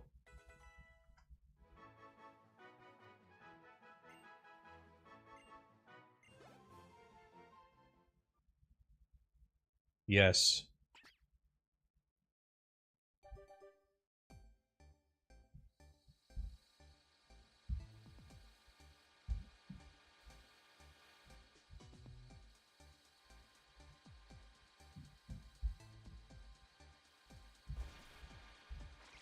Whoa!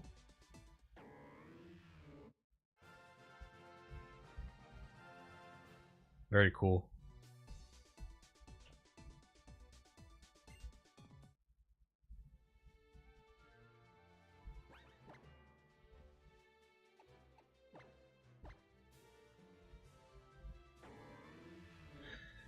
Got my Malamar on Malamar Mega Reveal Day. Very cool.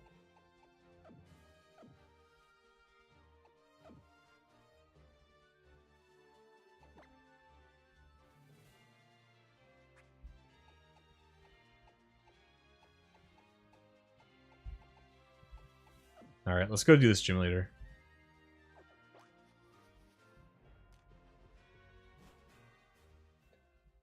We're gonna turn the XP share back on. What's up, Marie? Yep. You made it. How you been? Long time no see. What were you doing? Working?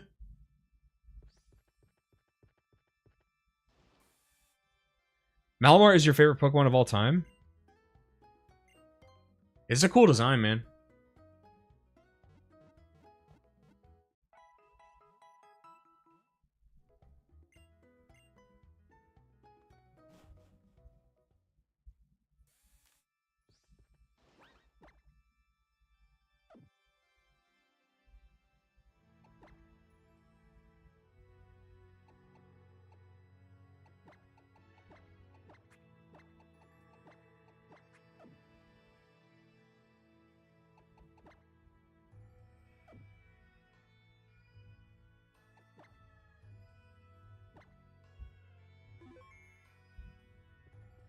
Another English.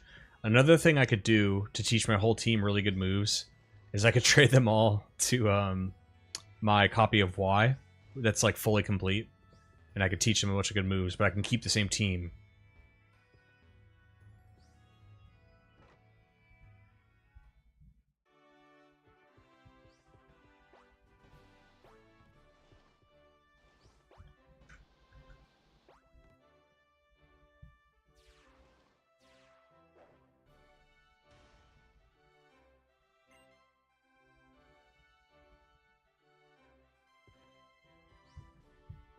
The psyop. Yeah, I wasn't paying attention to that stuff at all.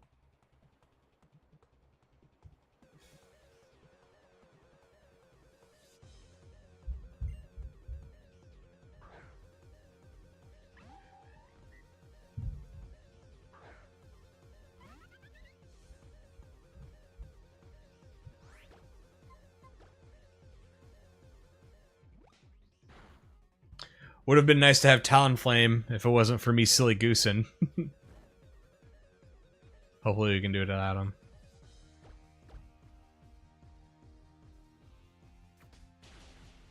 Okay, wow, okay. Critical, gotcha. I was gonna say that did a lot more than it's been doing.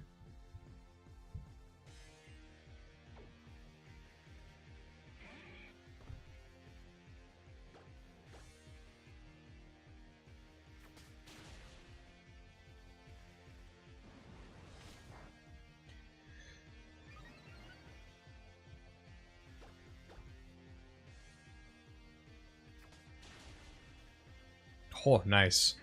So far, so good.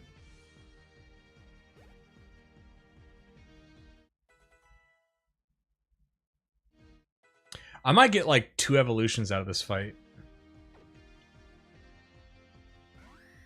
Frogadier is about to evolve. Talon or Fletchender will evolve. Oh, what is this? High press. That's a cool signature move. Can I survive one more? Hone Claws, okay. The setup is scary.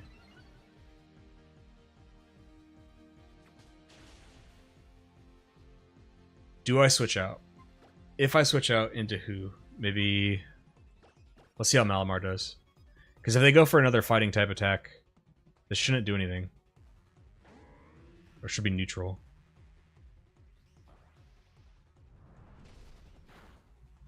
Okay, that did a lot.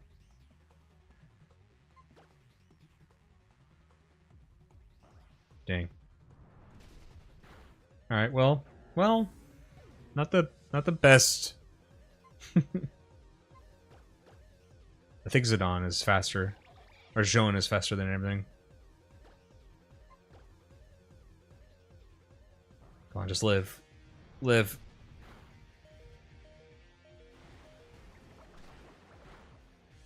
Nice. And critical. Woo!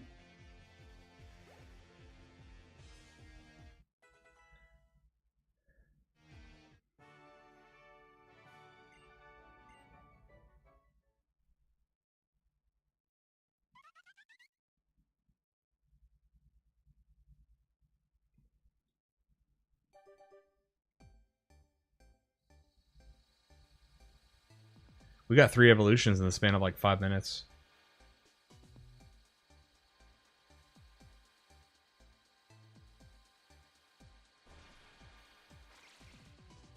Torrent boost and crit, yeah. Hell yeah. Talonflame, look how badass it is, dude. Oh. Oh.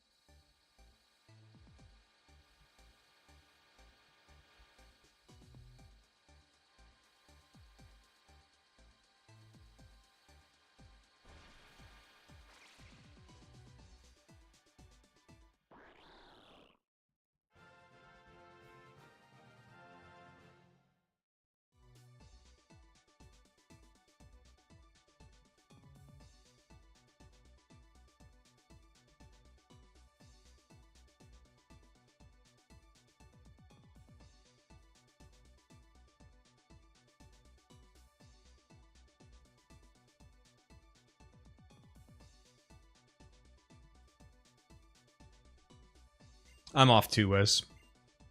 But thanks for hanging out. Thanks for helping me today. Why does Shuriken have to be... I'm not even going to take it. Not even take a Shuriken.